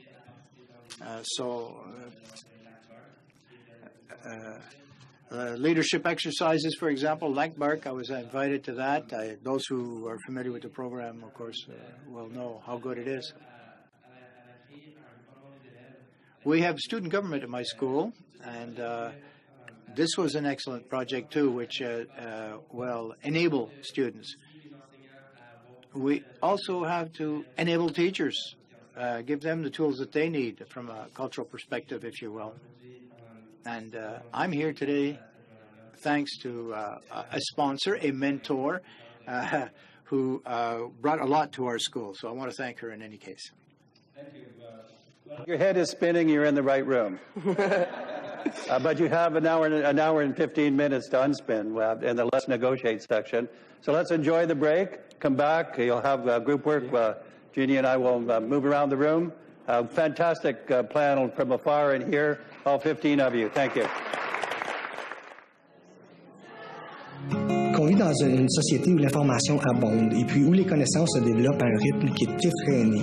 Alors, ça devient essentiel d'acquérir des habiletés qui sont reliées à la pensée critique et à la résolution de problèmes et de développer une certaine autonomie intellectuelle. 21e siècle, je pense suite à pensée critique. J'ai appris comment poser de bonnes questions à mes élèves. On n'enseigne pas les connaissances au point de départ, mais que les connaissances vont s'apprendre automatiquement à mesure que les élèves avancent dans un projet. En sciences, 3e année, il faut enseigner les plantes. Et puis, je leur ai demandé d'écrire un livre. Puis je leur ai dit, je vais vous donner le titre, puis la première phrase. Puis là, j'ai dit aux élèves, faites-moi grandir votre plante. Vu que ça avait piqué sa curiosité, il est arrivé à la maison et par la suite, il a cherché, avec les nouveaux outils qu'on a dans les maisons, l'Internet, etc., à approfondir l'histoire. Puis par la suite, il s'est même ajouté des questions envers son père, qui n'était pas trop sûr s'il allait être capable de répondre. Si les plantes absorbent le gaz carbonique, puis en hiver, il n'y a pas de feuilles, alors est-ce qu'il y a plus de pollution en hiver qu'en été? Quand ils me posaient une question, moi, je leur répondais souvent par une question. Ou si je voyais que la question revenait vraiment souvent, j'ai dit, OK, là, c'est le temps que j'étudie avec vous autres. Là, on va étudier, par exemple, la respiration de la plante. On va l'étudier ensemble, parce que c'est là qu'il était rendu. Alors, être critique envers ce qu'il était en train de faire, le travail que l'élève est en train de faire. Puis, surtout, être critique envers ce qu'il entend des autres personnes, autant son enseignant que ses pairs. EduCon, c'était une conférence à Philadelphie. Là, j'ai eu l'occasion de visiter une école secondaire qui procédait par projet. Puis leur projet était initié par une question d'habileté de la pensée. Donc, j'avais déjà eu la formation, comment formuler des questions d'habileté de la pensée. Puis ensuite, je l'ai vu en action dans une école avec des élèves où j'ai pu aller questionner. Puis ces élèves-là, ce qui m'a surtout impressionné, là, c'était leur engagement envers la tâche.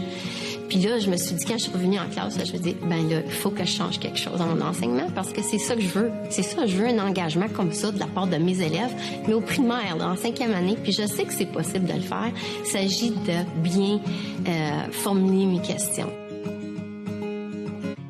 Ils collaborent pour essayer de trouver les informations. Au lieu que je leur donne toutes les informations, puis ensuite ils font juste me montrer qu'ils m'ont écouté, mais je leur fais vraiment penser, puis aller trouver les réponses, puis aller juger si les informations sont correctes ou non. Donc ils peuvent vraiment penser, puis discuter, collaborer avec eux-mêmes pour voir qu'est-ce qui est bon, puis qu'est-ce qui est moins bon.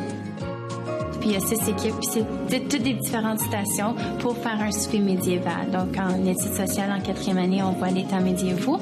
Puis chaque équipe est responsable d'une différente station, dont l'habillement, le menu, les jeux, les duels et des choses comme ça. Puis ils utilisent les Chromebooks pour faire des recherches et ensuite ils vont créer une station, un jeu ou un menu qu'on va pouvoir faire ensemble. Les informations qu'ils trouvent sur Internet, c'est là où est-ce qu'ils vont juger si ce sont des informations pertinentes ou non. Et puis, par la suite, lorsqu'ils vont avoir montré aux autres élèves de la classe le travail qu'ils ont fait, les élèves vont devoir comparer les sociétés d'autrefois à la société d'aujourd'hui. Donc, ils vont devoir trouver les différences et les ressemblances entre les deux.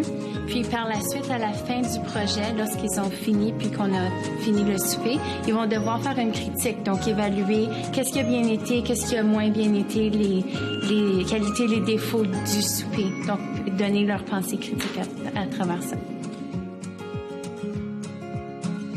Là, ils ont été capables d'avoir des versions différentes, même si c'était les mêmes connaissances que je retrouvais dans tous les livres. Là, je pouvais voir la créativité des élèves. Il faut savoir chercher les bonnes réponses, savoir se poser les bonnes questions aussi. En premier, je voulais savoir c'était quoi la pédagogie qu'il y avait en arrière de la technologie. Puis je voulais savoir exactement quand je vais rentrer de la technologie, je veux savoir où je la rentre et pourquoi je la rentre. C'était un outil, puis c'était pas un but en soi. Fait que moi, je travaillais pédagogie. Il y a eu beaucoup de questionnements, de curiosités qui sont sortis. C'est une façon de penser, c'est une façon de travailler. Alors, où est-ce que les élèves, c'est eux qui créent leur propre savoir. C'est à eux de s'engager personnellement. Et tout peut être interrelié.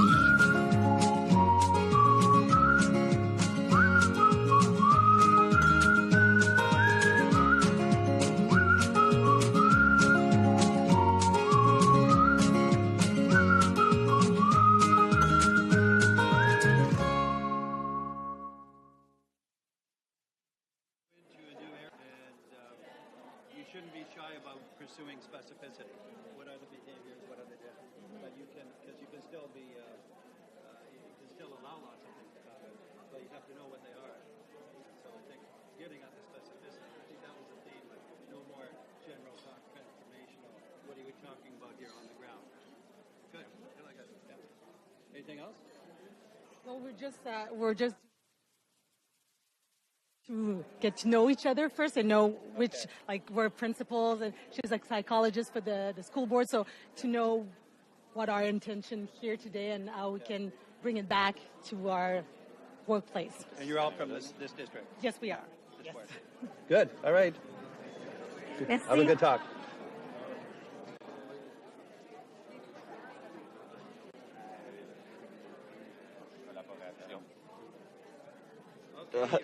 Continuez à parler. This is a voice-activated microphone. We're going to let him continue because it sounded really interesting. Go ahead, yeah.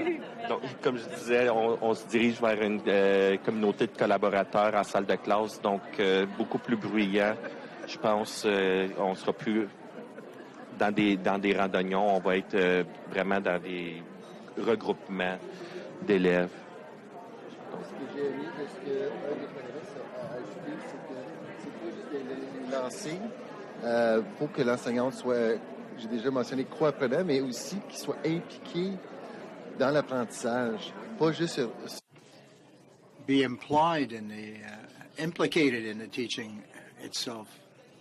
A lot of background noise there, but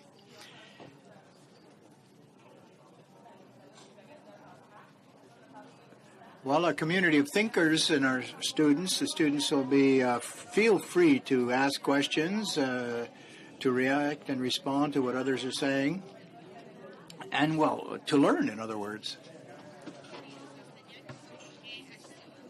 some teachers are already willing to do that, and but they're not ready. You know, it's a bit the deer in the headlights kind of phenomenon. We do exchange in the classroom, obviously, but sometimes we don't know exactly how to get involved. We don't want to direct the traffic. We want to give them free rein to discuss. But if it's a partnership between teacher and learner, as we say, we want to remove obstacles to free and open conversation and thinking and exchange. Well, you know, if you use a coaching model that we're trying to use at our school board, I think that they are ready. Most are open to it, our teachers I'm speaking of here, of course. And with a bit of coaching, we can reduce their anxiety and get them going. I think we'll get there. We set the table. We're ready to go. Inaudible. So I think we have to have both the teacher and the learner to understand that errors are going to be made, and that's perfectly okay. We can learn from our mistakes, and it's the old adage: you fall down, you get up, you try again. By giving more space and enablement to the student, you don't worry too much about the curriculum, the actual curriculum per se. It'll go in fits and starts. I mean, it won't be even, but it will happen. And if you challenge the student sufficiently, the challenge has to allow for a mistake or a failure, but not so huge that the student, the learner, is unwilling to approach the challenge. Some won't be able to proceed. They'll be so stressed out, and the teacher will feel that there's some failure, incipient failure, and want to jump back and take charge of the agenda again. Well, it needs a lot of multitasking from the teacher's point of view. She has to be able to have a lot of balls in the air at the same time. One project for each student. It's individualized. We can't leave the learner on his own too much. It's not a matter of sink or swim. We have to. It's not just sink or swim. We can't just leave them and abandon them to their own devices. Well, yes, I agree with that. We need some planning, but if it's properly prepared, the teacher will know what the learning objectives are, and will have set up the situation so that those objectives will be discovered by the students.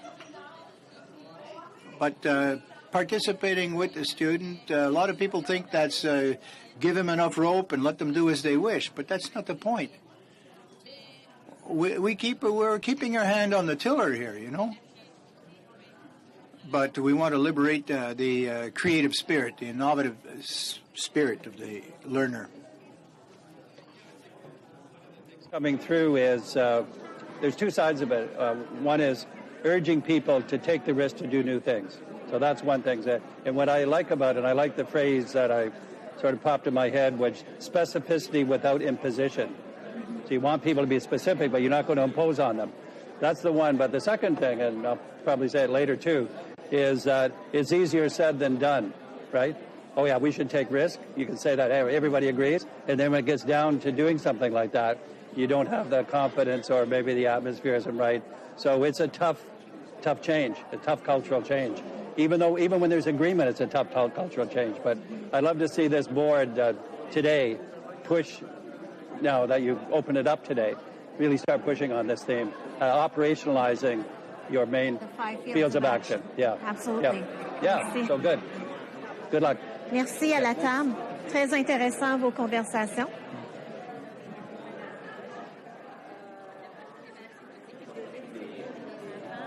Étaient couchés par terre en fait dans leur mathématiques. J'en avais deux qui étaient assis sur un tapis puis qui travaillaient avec le matériel de manipulation, mais ils sont pas assis sur des chaises, des deux par.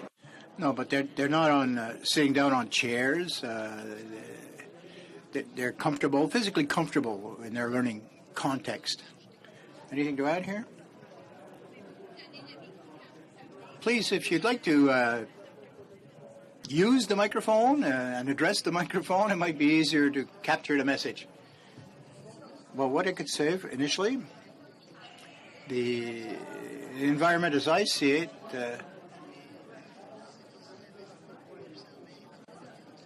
the teacher is there to observe and accompany the learner, to provide space. He's not there to, lecture to the students or the learners. I've seen a picture recently, and I think that the biggest frustration for the student was there wasn't enough dots on his Wi-Fi receptor. Now, the battery was weak or the signal was poor, and the battery was going into the red. So, listen, if this is a concern to the learner, I mean, we got to overcome that kind of detail. If we're going to use Wi-Fi, we have to adapt our classrooms so that it works, so that, make sure that the technology becomes invisible and part of the system. We don't want students to be totally overcome. Oh, look, my battery just died. I don't have a proper signal, and get so totally detracted by that they're not actually learning anything about anything at that point. If we want to make sure that the student is, the learner is learning, we don't get hung up on that stuff. The infrastructure has to be there. It has to be invisible, but it has to be there and reliable.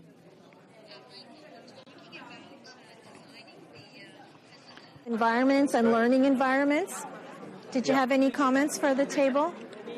Yeah, I think there is, and we're tracking this work. The new developments are, let's say, the innovation jumping ahead. And two of the themes that are coming up very strongly, one you're not talking about, which is the neuroscience of learning, how the brain works. So that's one thing that still hasn't been pursued enough. But the other one is the learning environment, which hardly anyone thinks about. And there's some new work going on from people who are deliberately trying to link the pedagogy and the learning environment, the physical learning environment. And so that's almost brand new, because people are just starting into it. So I think it's a trend in the next phase to look at that, and the access to technology, but also the very physical learning environment that we're talking about. Est-ce que quelqu'un a une question pour M. Follin par rapport?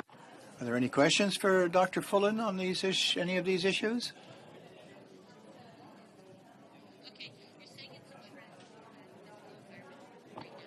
So, do you have any references to that? I do. I could, if you give me your email, I'll give you some. But I'm seeing the trend because some people are who are building schools, like Peel, for example, coming to me and said, we've just assigned two principals that are freed up to look around the world about learning environments. Who do we know? Who can we look at? So there actually is a growing body of architects and pedagogues who are together. And I can give you one solid name in that respect. Our researchers, Santiago is working on it. Richard Elmore from Harvard is working on it.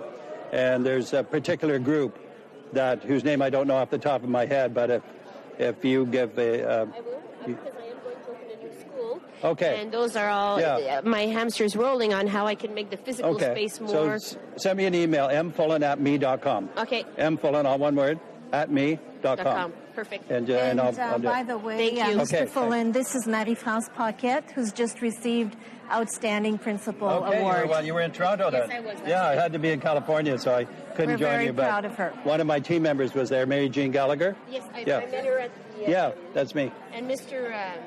Newman, who gave us the course, referred to you after. Okay, good. Yeah. All right, excellent. Well, congratulations on your... Thank you very much. It's an honor. Yeah, thank you.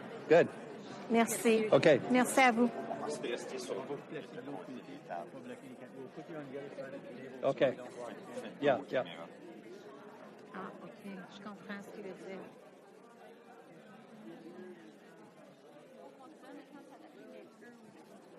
Justement, parce qu'il y en a qui...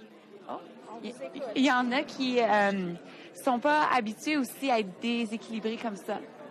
Well, there's a lot of people that get thrown off balance in that kind of situation. You know, they find themselves in the crossfire. They have to find their own questions to ask. They have to pose their own challenges, and sometimes, you know, and listen, you know, they don't want the answer. I don't have the answer to that question. they don't find that very satisfactory, and they feel very uncomfortable with that, quite intimidated by it all. Mike, please.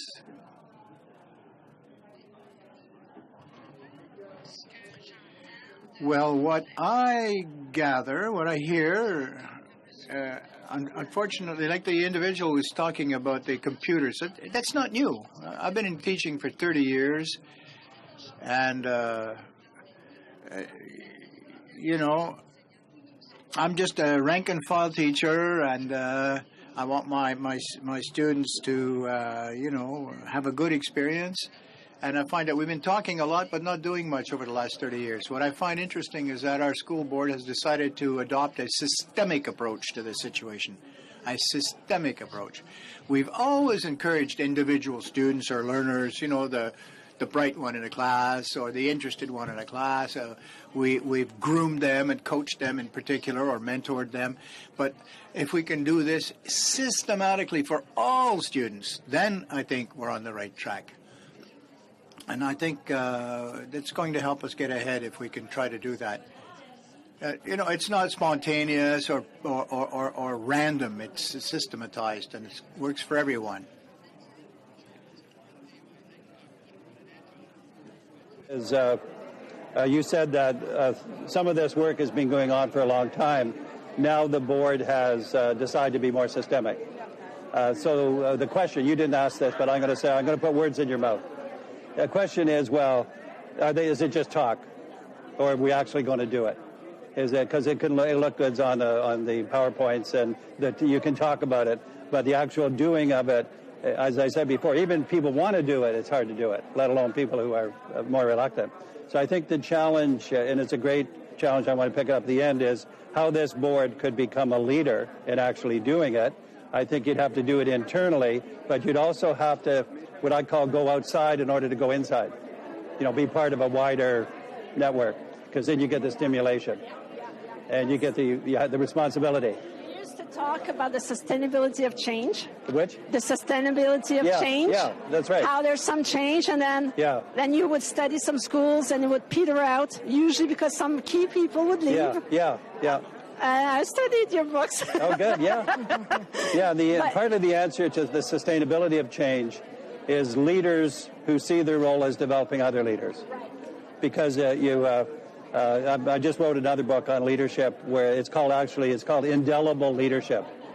Where, in other words, how do you leave something behind that stays? And this is going to sound strange, and I'll say it this way too, but you'll get the meaning, is that the goal of a leader, let's say you're a school principal, is to spend 4 or 5 or 6 years developing other leaders with you to the point where you become dispensable, right? You're no longer so essential, because nobody can be essential forever because you leave. So you need to actually leave something behind before you leave, which is leaders. That's right. Okay, so developing the leaders, and I think that has to be talked about. Because I think the principals are trying to do that. And it is one of the biggest jobs that we have on top of everything else is how do we help these leaders to develop the sustainability. That's a hard word. Yes, systemic, sustainable. The S's are taking over from the C's. Quelqu'un d'autre autour de la table à ajouter? Ça va. Okay, nothing else to add? Thank you very much. I want to make a few notes soon before I run out of time, so let's do one more. Okay.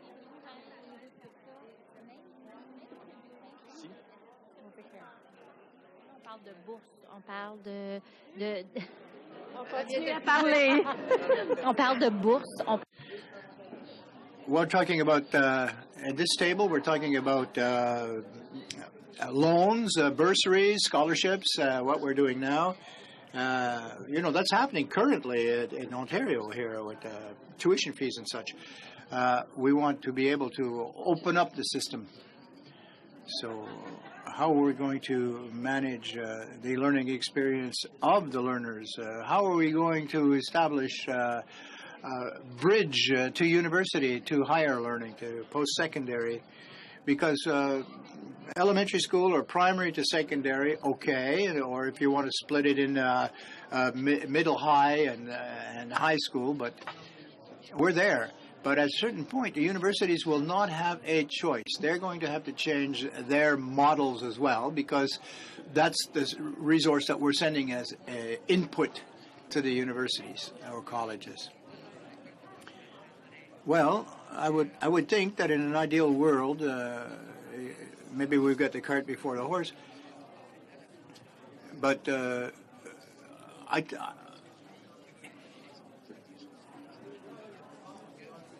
university level should be leading in all of this, but they're not. Whether it's in engineering or education, they're the ones who are on the cutting edge, the leading edge, science and tech, for example.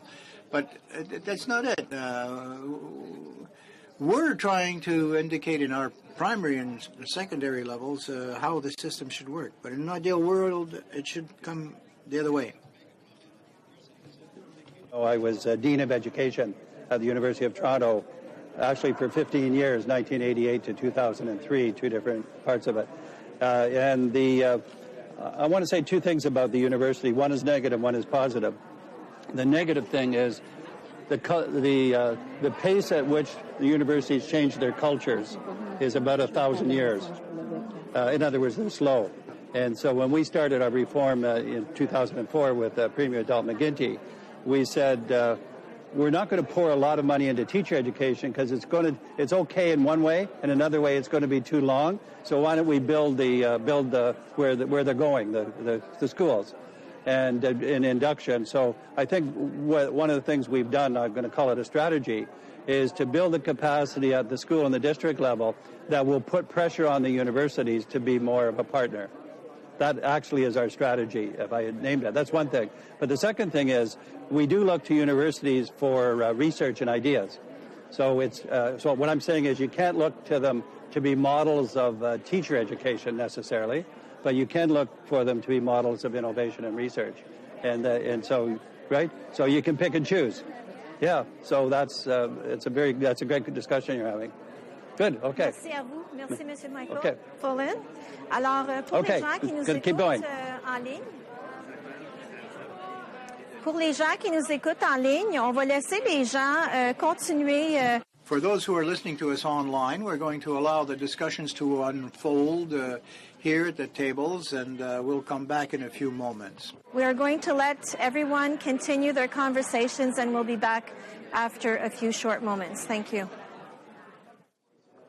The format is we're going to hear 2 or 3 key points from each of the moderators, and then I'm going to do a wrap-up. We've got about 20 minutes for this.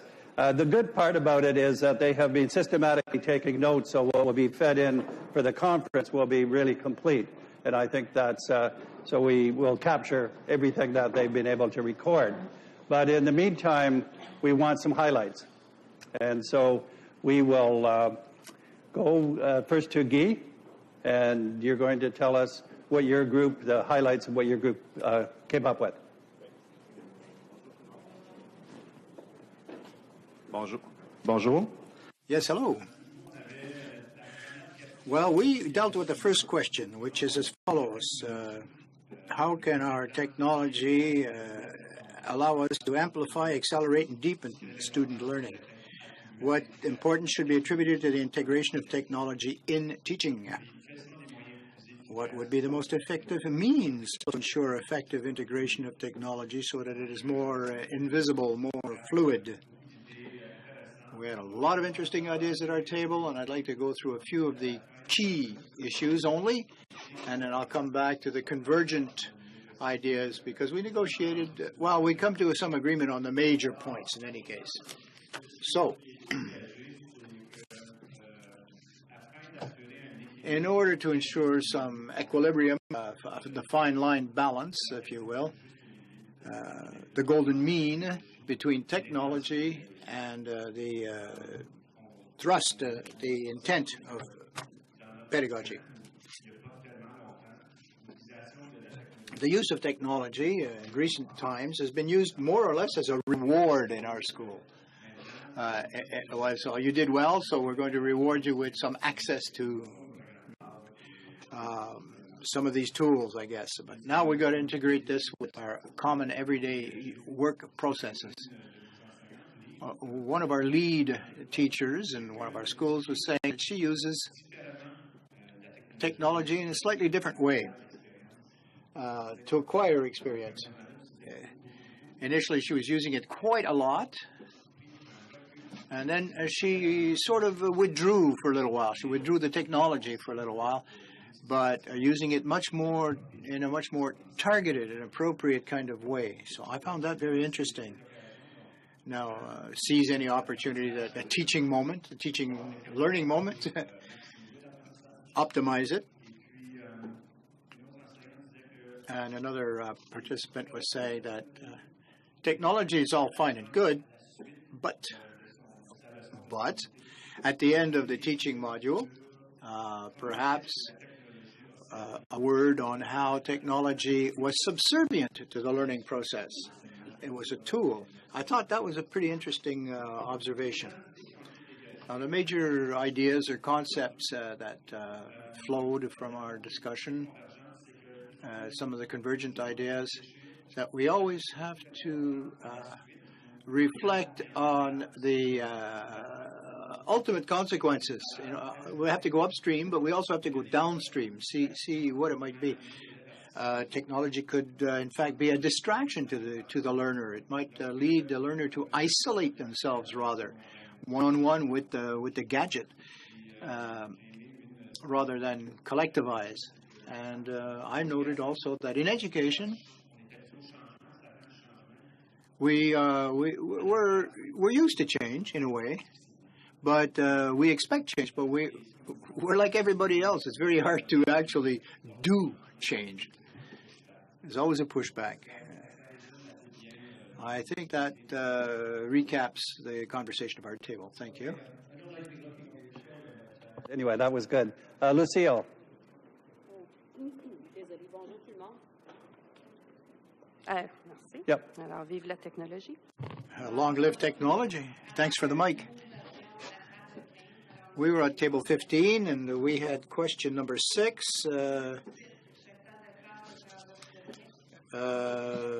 Each classroom should be transformed. If we had a crystal ball, what would our classrooms look like? What would we be doing for the teaching staff, and in what context? Well, I'll start with the comment made by Lucy West earlier.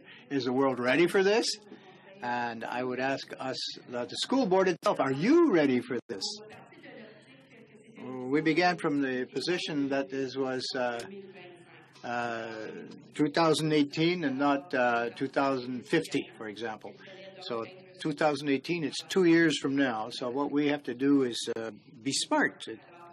Smart, S-M-A-R-T. In 2 years' time, to arrive at a significant change or a systemic change is unlikely completely, but we can make some progress. There was some consensus at our table as well, Guy, that it depends on the culture in the school. The most important change required is among the teaching staff, their professional mindset. Also, the physical layout, the structure, knocking down of walls, if you will. It has to be conducted in consultation with the students. The individual classroom may not necessarily resemble any other classroom at a certain point, but that's okay. 2018 now, what would we hope to see in 2018? As I said, significant change, but change in the culture, the organizational culture. We can improve that. We spoke of openness. We don't have a subject matter expert, an SME in the teacher anymore. We have a go-to person, somebody who help us with strategy, perhaps, learning strategies, not content.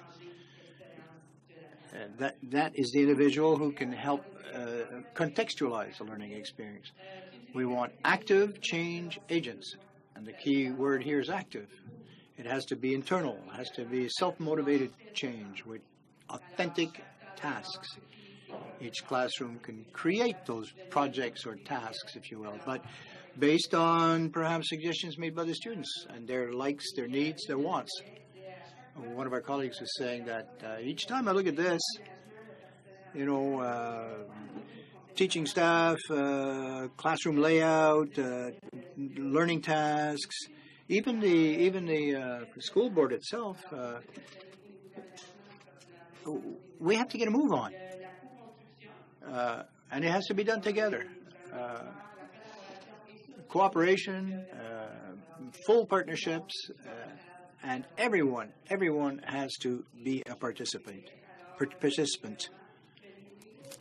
The leads, the various leads, are extremely affected by all of this. Of course, it's thanks to them that we were able to dismantle these obstacles within the physical classrooms, and we're starting to lose the chronology too, expanding it. Learning is an all-time activity. Thank you. Maxine. Our question was, how can we engage students in their own learning? And we began with a discussion on culture, organizational culture, and we came back to the sentence that we often hear is culture eats structure for breakfast. That came up often in our discussion. Cultural transformation in the schools is very important. There's also the organizational culture at a different level, if you will, higher up in the so-called hierarchy, the school board level, the district level, and even the provincial government level. So we need cultural change at all these levels. Very important. Otherwise, initiatives will be dead-ended at a certain point. We particularly appreciated the concept of game. Those who play the game succeed. Those who don't like the game, we have to be concerned with. But don't use to play our game, or is it time that we change the game? Si les enseignants ont du plaisir, if they enjoy the game, they show caring and are vulnerable in their roles as models in their learning, they will change the game. Teachers are used to being in control.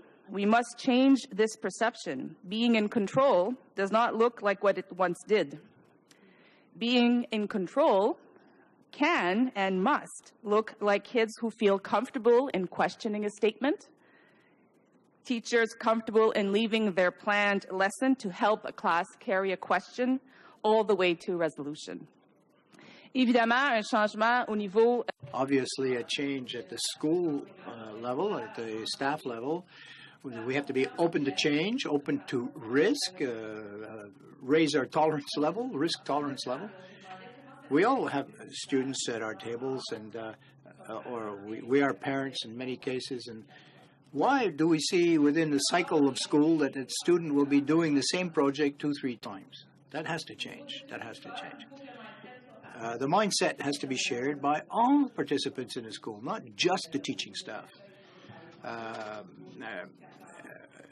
Educators of all types, anyone with any function in the school and its system and its hierarchy. For the students, process versus outcomes for evaluation. Perhaps we're moving towards the evaluation of the process of learning rather than the results of that exercise, the learning tasks themselves. We want the students, the learners, to play the game with us and to do it willingly, with consent. As leaders, we've identified that we have to impose a value on certain characteristics, such as innovation, and to get out of our comfort zone. Hello? We dealt with how can we create authentic partnerships with students in order to engage them in deep learning. So we spoke of partnership with students or learners. There's also the idea of digital and technological tools. With the platforms that we have today, we can actually monitor how the relationship is developing, how the partnership is developing. We can use technology as a great assist in the development of partnerships. We spoke about evaluation as well, or assessment. There's a lot of potential, there's a lot of room here to change, to restructure, to improve, so that the learner is involved much earlier on in observing and evaluating themselves. A partnership in that aspect as well. We can negotiate and renegotiate from time to time while the project is underway. We could modify some performance criteria. We can build on the feedback loop. Now, this is a discussion among adults. We had a student at our table, and it was interesting for us. So when you experience partnerships, how was it? How did it work? And she mentioned extramural activities, partnerships where the student is involved in a decision and a project perhaps, and at that project when seek out to external sources as well. So how can we take para-academic activities and sort of use it to model some activities in the classroom with our teaching tasks per se? I think that can help us build in some authenticity to those tasks. So there's a value for the teacher and for the learner, as Garfield was saying earlier.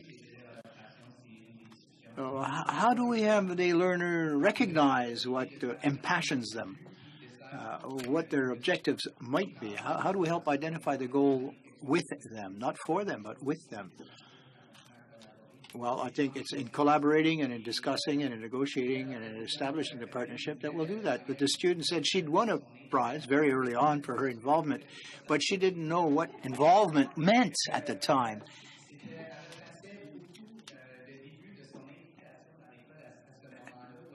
She was backtracking to see where all this started for her, you know. So we have to start early in building relationships with our learners. Jacques was saying they changed the classroom. He didn't even call it a classroom. He called it a learning studio. And I think that's part of the change in mentality that we need to do, you see.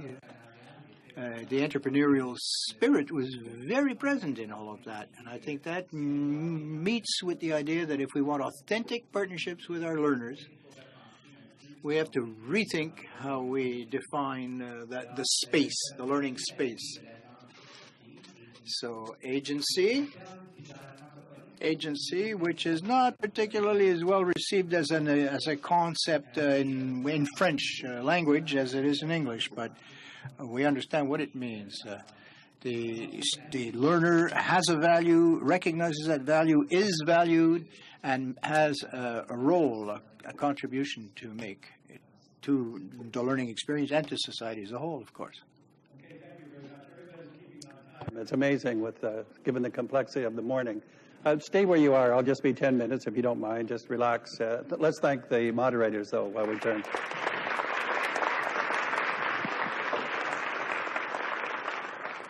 I have about 10 minutes to kind of encapsulate this way, and I think the way to do it is, I have 3 points to make, but my overall point is that welcome to I guess I'll say the party of CECCE, the coming out party, right? Because, and this is a bit of a pun, you've let the genie out of the bottle. But you actually let a lot of things out of the bottle, and in some ways it's not controllable now that you've done this. It's too transparent to be controllable, which is a good thing to have. So I want to take it on this coming out party theme and pick up 3 things that I heard from the day and that I want to reinforce. One of them is, partly it's the get on with it theme that came up from several people, but what does that really mean? We know what it means, and let's start doing it. But I'm going to put it this way, that you have to do things when you do this change. And the way I say it about leaders is, when you do this, do not expect very many compliments the first year. Because it's messy, because people aren't comfortable, because people disagree. So you've got to actually realize not to take it personal. You've got to realize that this noise factor is normal. And you have to withstand it And you can't think of yourself as always being popular. You have to think of you will get even more popular if you get through it.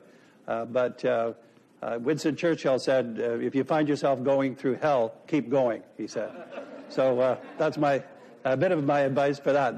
Related to this, though, is what we might say is appreciate the wild ducks. These are people you can't contain. When we were trying to control in a more bureaucratic sense, they were a big nuisance. But now they're a source of innovation.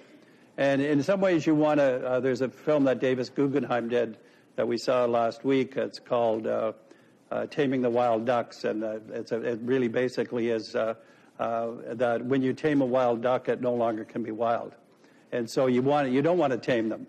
And you want to be a wild duck if you're not, a little more of a risk-taking. So I think there's a number of things that would have to come out that have to do with this next phase of taking the chances. I also implied earlier that there are some conditions under which this kind of messy period or chaotic period, whatever you want to call it, can be, I guess I'll say, contained in a longer-term sense. Those conditions I mentioned, these are all conditions that have checks and balances to sort out the chaos. Transparency. Mere transparency helps to sort it because you get feedback if it's out in the open. Specificity. If you're really specific about it, you also have a chance then of assessing it. Non-judgmentalism. I didn't use that word this morning, but it's one of our big words. Non-judgmentalism means that when you see something new, you don't jump to conclusions. You don't judge it. That it doesn't mean you accept everything, but it means that you have an openness to doing that. And in fact, if you have non-judgmentalism and transparency and what I call specificity, those things work together in a good, positive way, and they keep it on track. Another final thing about this keeping it on track is to be somewhat aware all the time of impact, not in the way that you say you want to measure it to control it, but that you want to say, where's this going? What are the consequences, intended and unintended? What are the and so John Hattie, our colleague, Visible Teaching and Visible Learning, says know thy impact. Not know thy impact so you can control everything, but just know what you're doing and keep track of what difference is this making. And the more that you can pinpoint the difference, the more it will stick in a good way. So that's the first one under getting on with it. The second one is about sustainability. I heard it at one of the tables. The question is what are the conditions for sustainability, for deep learning not only happening but keeping on happening. And one of them about leaders is, and I'll put it a bit strangely, if you're a leader, and there are lots of leaders at different levels we're talking about, it's your job to develop other leaders, not just to be good as a leader, but to develop other leaders today. And when leaders develop a lot of other leaders, and I'm going to put it this way, if you develop other leaders for 5, 6 years in your position, you want to develop other leaders to the point where you become dispensable. This is a very shocking thing to say with people with big egos, because nobody likes to be dispensable. But your best legacy is to leave other leaders who can carry on and go even further than you did. And this is a proud legacy that people can have, so that the junior members of the leadership team, so to speak, are the future leaders. They carry on after you've left. So leaving that legacy, I think, is very important. And the good thing about developing leaders today for tomorrow is that they help today. So you get a double payoff. You get the immediate payoff of the collective energy, and then the subsequent payoff of the legacy of when people leave. And then the last part, it really wasn't said this way, but I want to push it, which is you are talking about, it was said this way, focusing on systemic change, and that the whole system is getting organized this way. I'm going to say that there's one interesting way of doing that. That goes under the label we have, which is you go out in order to go in. In other words, you reach out as a leader with other systems in order to get ideas and pressure for you to be a leader. So sometimes people say, because we do a lot now of leadership from the middle, we call it, where districts are learning from each other, where schools are learning from each other. And when this happens, it looks like people are initially saying, well, why should I be in a network and contribute to other people's solutions when I've got a lot of problems of my own? The interesting thing is you can have your cake and eat it about this one. You can contribute to other people, but as you're doing that, you learn a lot, and you put good pressure and good ideas on yourself. So now that you've let it out of the bottle, so to speak, Régent, the CECCE, that this is, I hope, not just an internal to the district phenomenon, which I think it will be because you've got a lot of pressure, good pressure from today, but also an external habit that in relation, for example, to the 12 Francophone boards, to the province, to the French boards across Canada, for example, so that there's a lot at stake here, and it's exciting, and I think it couldn't have been a better morning from my point of view. Great participation. It went by amazingly quickly.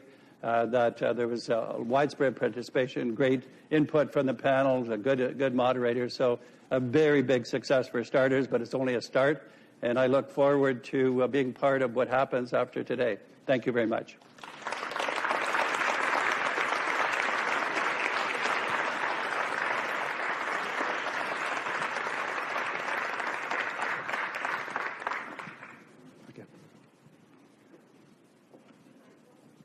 J'invite maintenant Eugénie Congy, surintendante de l'éducation, à venir présenter un mot de remerciement.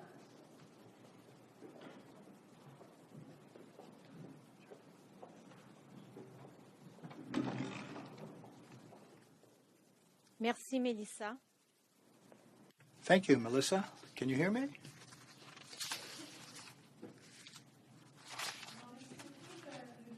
Thank you very much, Melissa. Thank you, Mr. Fullen. English version will follow, apparently. You in a moment will come from me. L'événement aujourd'hui se voulait rassembleur.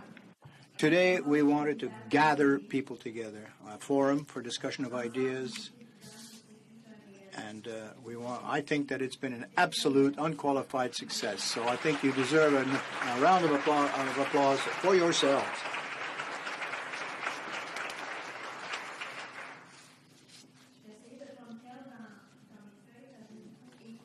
Now, I listened avidly today, and I wrote a lot, and I took a lot of notes, and I hope I don't get lost in the paper shovel here because I want to do justice to what was said here today. Before going on to what some of our learnings have been, I'd like to take a few moments to thank a number of people who have been very good to us for the Conseil des Écoles catholiques Centre-Est. First of all, our professional networking exercise today would not have succeeded. So first, and on behalf of the CECCE, I'd like to thank our policy table. Audacious, ambitious objectives were set, and they allow us to move our organization headfirst into the future. We have to take all the necessary measures to become and remain leaders in education. So thank you, Patrick, and on behalf and the benefit of each student. This allows us to participate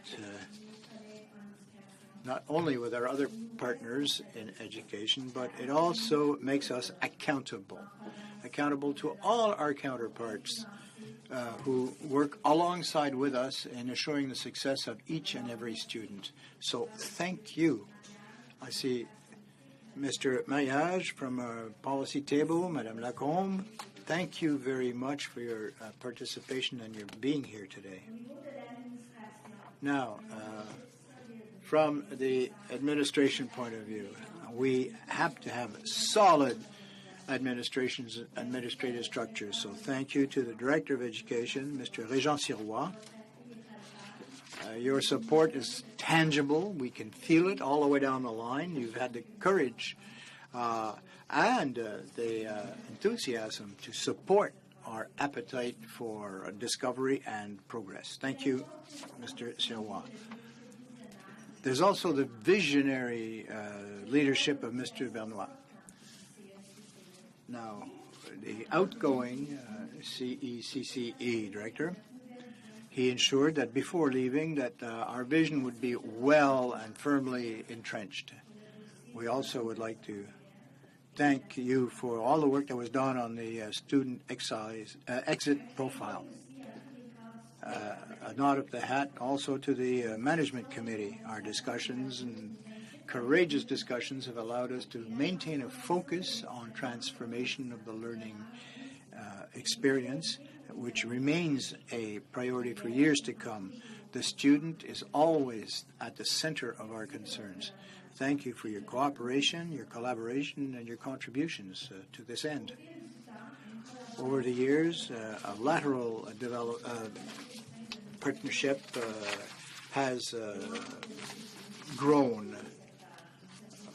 All our support, our learning support services, of course, for the transformation of the learning experience. So thank you very much for your collegiality, your cooperation, and your high degree of professionalism. You can see on the screen a number of names and services that have contributed in a concentrated fashion to all of this. Thank you to all our moderators at the table. Your leadership is greatly appreciated. And all the people's names that you see going forward here, we thank them very, very sincerely. Thank you to all our invitees and guests. You've enriched our conversation with your rigorous debate and your logic. We appreciate your contribution. We will share with you the final definitive version of the transformation exercise. Our pedagogical conversations. We greatly appreciate your contribution to this event, and we will share with you our final transformation of the learning experience definition. I would like to share with you some of the learning that has gone on today after we've been hearing you speak. So, from Will Richardson, do we have the courage to give agency to kids? Michael, legacy pedagogy resounds in my mind. Janine Griffard, on fait éclater les murs de la... Blow away the walls of the classroom. William, is he still here?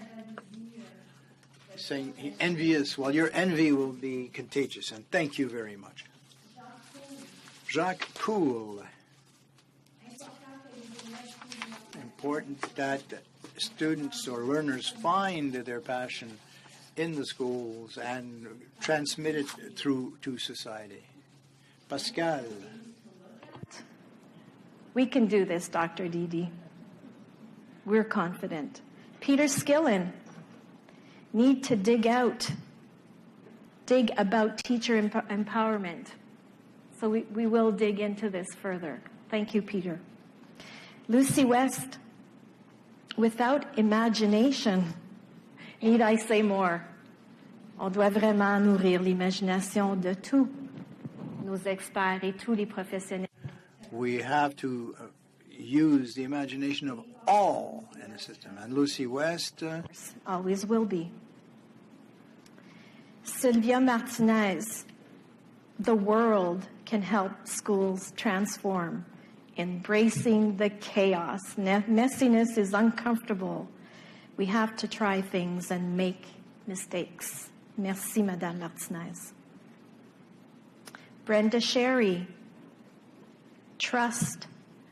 You have to name it, model it, monitor it. Merci, Brenda. Thierry, on investit dans la technologie. We invest in technology, but this doesn't necessarily give us better outcomes. I hope that the ministry is listening, because we are being funded for technology. Yes, we want that, we need that, but we need to go further than simply technology. It has to be integrated, as Michael was saying, global competencies. John Carver. Learning experience. Are we becoming obsolete in our models? Heidi. Important to understand how we build models. Negotiation of ideas. You can have specificity without imposition. Merci, Heidi. Marius, donner une voix à l'élève. Giving voice to the learner, a partnership between learner and teacher is essential. So I thank you. Garfield. Intellectual toolkit before using technology. Je pourrais le répéter, celui-là. Ils ont besoin d'apprendre. They have to develop other competencies before knowing what to do with technology. So I have to repeat. That bears repeating. And William, I come back, square the circle. How to integrate culture, language into the context, the learning experience, to make it real, to make it actual and true. So I thank you all for your participation. We could not have accomplished what we did today without the participation of some exceptional participants, particularly the members of the organizing committee, and I should name them. These individuals have succeeded, on the one hand, and to putting up with my wild child ideas and having organized in a matter of a few weeks an organization which would ordinarily take months to prepare. When Michael Fullen gave us his availability date, we grabbed it. And that gave us only 4 weeks to get the thing organized, but we did it. I think that the sense of cooperation, exemplary cooperation. Merci, Madame Beausoleil. Thank you, Madame Beausoleil, for your support throughout all our works on this file. Thank you, Melissa Riley, Mr. Jean-Marc Dupont, Mr. Marc Côté, Madame Lingagnon, and Madame Caroline Boivin for your support and infallible and unqualified support. Monsieur Paul Bélanger, thank you. That gentleman over there, would you stand there? He's in black with the glasses. Yes, you can see him nodding there. Back tech table. For having integrated yourself into the team flawlessly, seamlessly. You made us feel very secure and happy that nothing was going to fail on a technological point of view. Patience is a virtue, kind of like when I was waiting last night to hear whether or not they had found another plane to get you here in Ottawa. Got me kind of thinking, though, when I got your email about the plane not being good enough and them trying to find another one, because last time we spoke, you were commuting somewhere in California, and there's a frigid cold here in Ottawa. So I was wondering if the plane story was true.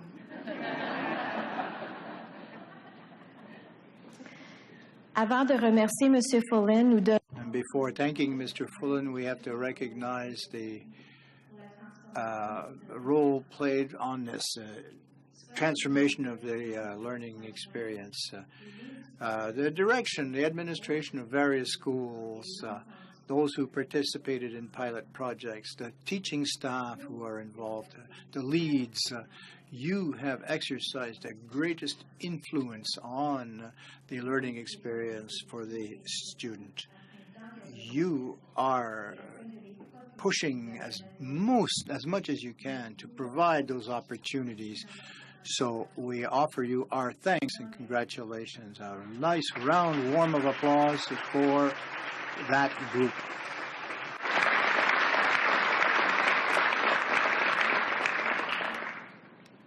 Now back to you, Mr. Fullen.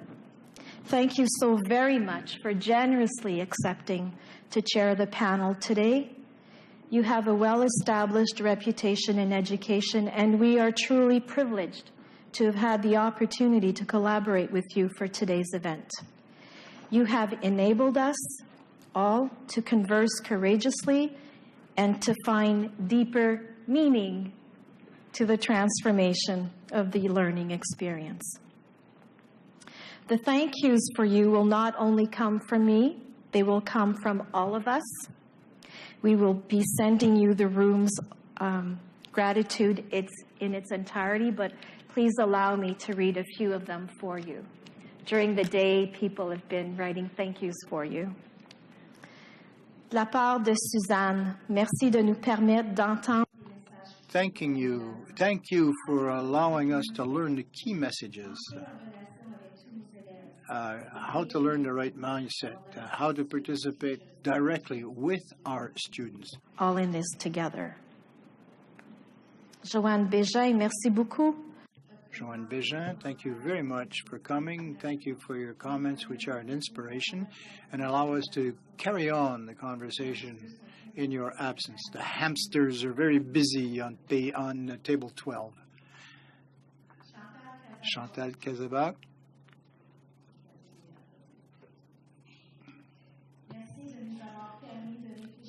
Thank you for the opportunity to reflect on this issue of transformation, giving us the time to reflect, sober second thought.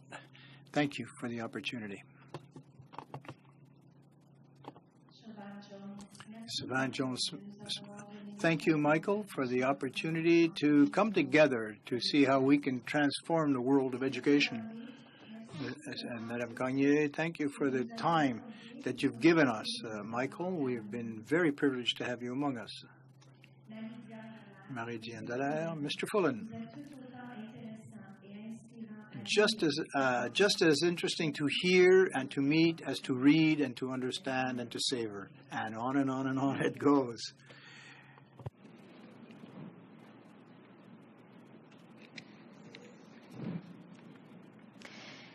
As you will certainly advance, organic change is essential in all of our classrooms. We have many bright spots and success stories across our board.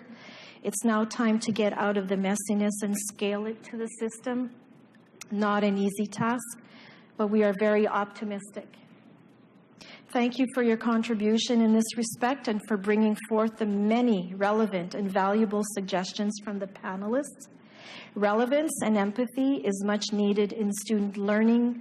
Student engagement remains a serious challenge, but we are confident that it is one that we are well on our way to overcome. In appreciation of your contribution, we would like to present you with a gift that we hope you will like. J'inviterai Monsieur Sirois, William, Monsieur Sirois, William, Madame Mariage, et Catherine. If you'd like to come to the floor, please, to present Mr. Fulham a token of our appreciation.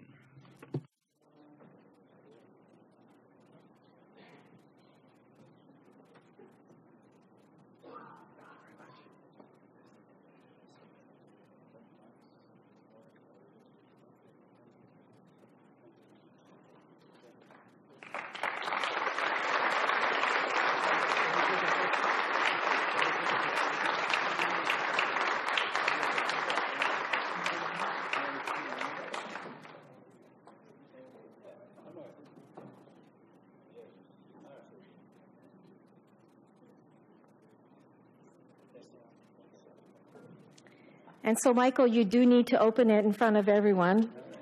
Oh, it's Christmas.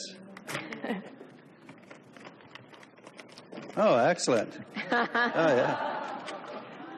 It goes with my scarf. That is beautiful. And if it doesn't fit, we have other ones to fit you. I can come back now in this weather. Merci, Michael. Merci à tous et à toutes.